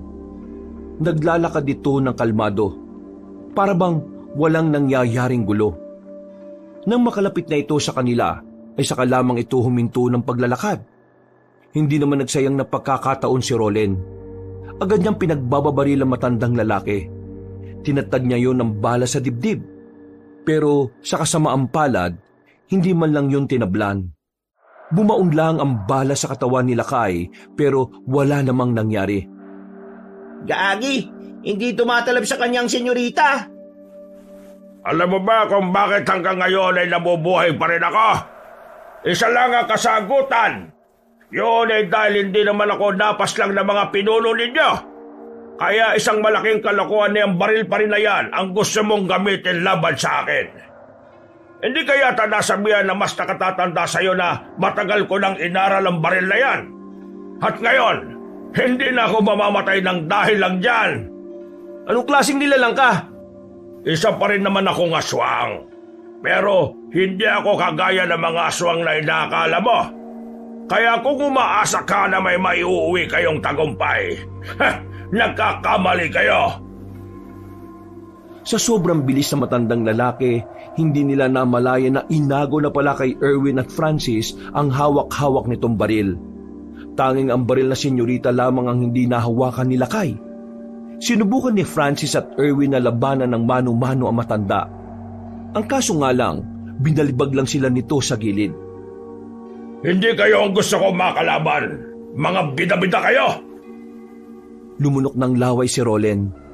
Kinakabahan na siya sa mga sandaling yon. Hindi niya alam kung papaano niya tatalunin ang kalaban niya, gayong hindi naman ito tinatabla ng armas na kanyang inaasahan. Kung ako sa'yo, lumuhod ka na lang sa harapan ko at magmakaawa para sa buhay mo. Baka sakaling magbago pang isipan ko. Mas pipiliin ko pang mamatay na lang kaysa lumuhod sa harapan ng isang nilalang na kahit kailan hindi ko magugusto ang bigyang pugay.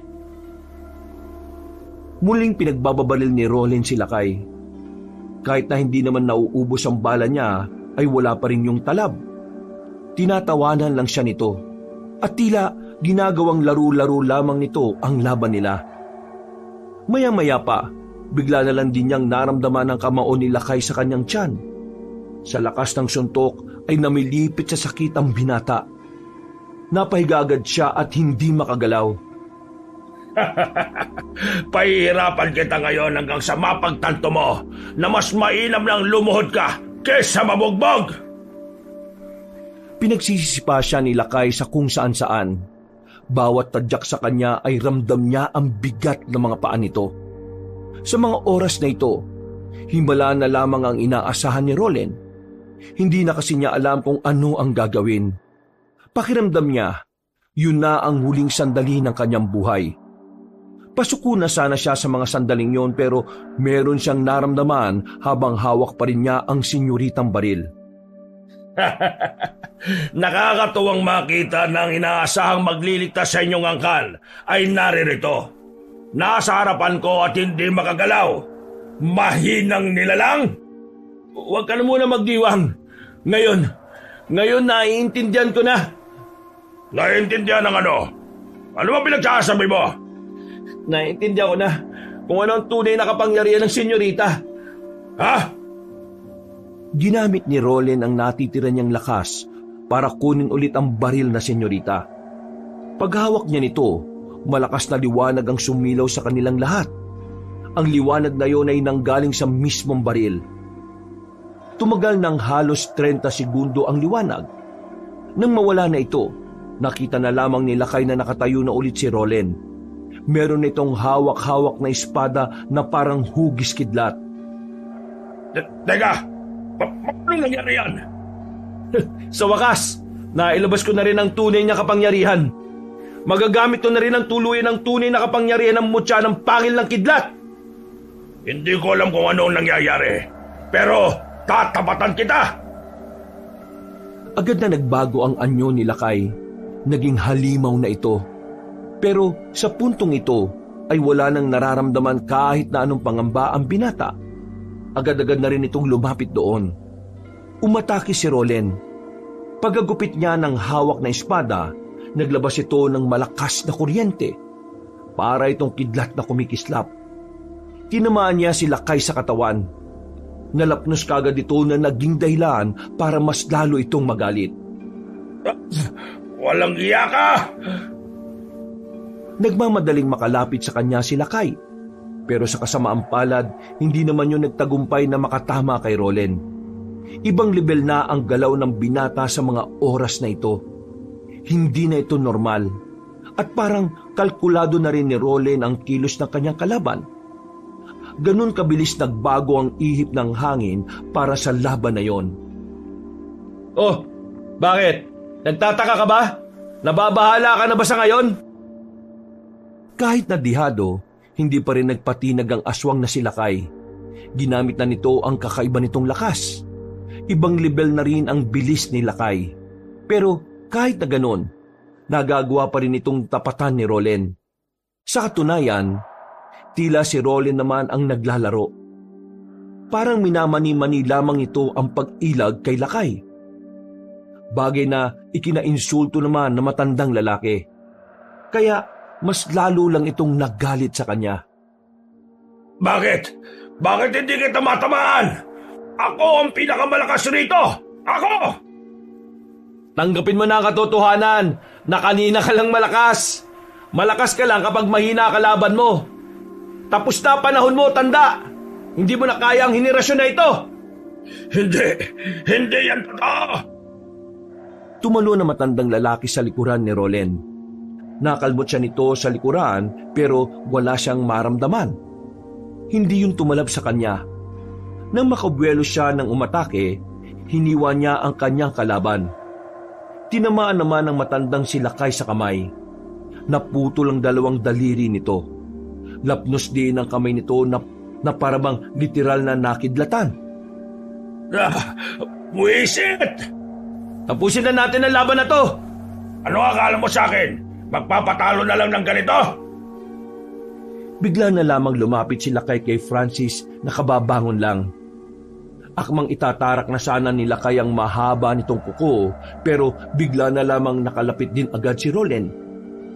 Tinaga niya ng espada si Lakay. Nang makadistansya ito, agad niyang sinundan ng isa pa. Hindi pa nakontento si Rolen, itinarak niya ang espada sa tiyan ni Lakay. Dahilan para mapatras na yon at mapasandal na lamang sa bahay. Hindi ito pwede! Ito na katapusan mo ng pamamayagpag mo bilang pinuno ng masasamang nilalang. Kailangan mo nang tanggapin na hanggang dito ka na lamang. Itinaas na ni Rolen ang kanyang espada. Merong tumamang malakas na kidlat sa espadang yon.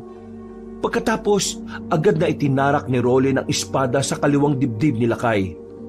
Nung mga sandaling yon, tuluyan na ngang natalo ang pinuno ng mga aswang. Ang galing mo! Saan galing yung espadang yan? Ito ang tunay na anyo ng senyorita. Hindi lang siya basta baril. Isa rin siyang makapangyarihang espada. Sabi ko na nga ba, espesyal talaga yung baril na senyorita na yan eh. Kasi parang ang boring naman kung puro putok lang, di ba? O nasaan si Erwin? Doon siya pinalibag eh. Ay! Tulungan niyo ako makatayo rito! Ang sakit ng balakang ko! Agad naman nilang nilapitan ng lalaking si Erwin. Umiinda-inda pa ito ng sakit nang maibangon na nila ito. Bago nila nilisan ang lugar na yon, siniguro na muna nilang wala nang matitirang mga aswang. Kaya naman, pinagpapapaslang lahat ni Rolen ang mangilan-ngilan pang aswang na naroon. Pagkatapos, naglakad na rin sila palabas ng lugar na yon. Para silang nasa pelikula na slow motion. Ang paglalakad na may pausok pa sa gilid. Makalipas ang ilang araw, payapa na rin ang kaisipan ni Rolen. Wala na siyang iniisip pa na aswang. Ang tanging iniisip na lamang niya sa oras na yon ay kung magbabalik pa siya sa serbisyo bilang sundalo. Buddy, pasensya ka na kung naabala kita ng ganito kaaga. Pero gusto ko lang sana kitang tanungin eh. Babalik ka ba sa pagsusundalo? Napabuntong hininga si Rolen habang hawak-hawak nito ang isang tasa ng kape. Ilang araw na rin kasi niyang pinag-iisipan ng bagay na yon. Hindi naman kita minamadali ah. Pag-isipan mo lang na maigi. Ako kasi, babalik ako eh. Kasi gusto kong patunayan sa sarili ko na talagang kaya ko. Isa pa, wala naman ako naging problema sa serbisyo ko eh. Sadyang nasuspindi lang tayo dahil si Raulo yung mga nakakataas sa atin. Uy, naano nga yung boses mo? Baka mamaya may makarinig ng sinasabi mo eh. Eh, totoo naman eh. Si Raulo mga mas nakakataas sa atin eh. Sana nga sa Maynila ako madestino. Wasak ang sistema rito sa atin eh. Baka bumalik din ako. Ha? Sigurado ka ba? Baka naman nabibigla ka lang. Babalik talaga ako. Gusto kong sundan ang yapak ni Lolo. Hindi lang sa pakikipaglaban sa mga aswang pati na rin sa pagsiservisyo sa bayan. Eh paano yung tungkulin mo bilang tagapagtanggol ng angkan ninyo? Hindi ko pa rin naman yung pababayaan. Ngayong wala na mga aswang, oras naman para ipagtanggol ko ang bayan. Hanip, kaya hindi talaga ako nagkamali na ikaw ang kinaibigan ko eh. Ay, siya nga pala. Mamayang gabi, may salo-salo rito sa bahay. Punta ka Naku, kakaya naman. Hindi naman ako parte ng pamilya niyo eh. Hindi bagay sa'yo mahiya, no? Pumunta ka. Kapag hindi ka pumunta, papasundo kita kay Francis. Natawa na lamang si Erwin sa kanya. Tinapik siya nito sa balikat at sandaling nag-akbayan. Samantala, pagdating ng hapon, tumungo naman si Rolen sa sementeryo para dalawin si Major Teves at si Mr. Yang. Kasama niya si Francis habang nakaharap sila sa puntod. Lolo, Mr. Yang, nandito na ako. Nagbalik ako dala ang tagumpay natin laban sa mga aswang. Kung nasaan man kayo ngayon, sana masaya kayo sa nagawa namin. Sana proud kayo sa akin. Lo, sayang wala ka na no? Nakita mo sana kung gaano kahusay si Rolen sa pakikipaglaban. Idol ko na tong pinsan ko na to ngayon. Siya ang gagawin kong bida sa ginagawa kong libro. Ikaw talaga. Masyado mo naman pinalalaki ulo ko eh. Di, totoo naman insan eh. Ang astig mo talaga. Nag-akbayan na lamang ang dalawa habang kinakausap ang puntod ng dalawang matanda. Masaya si Rolen kahit wala na ang dalawang matandang naging mahalaga sa kanya. At sa bagong kabanata ng kanyang buhay, susubukan naman niyang tularan ng kanyang lolo sa pagiging mabuti at epektibong alagad ng bayan. Wakas,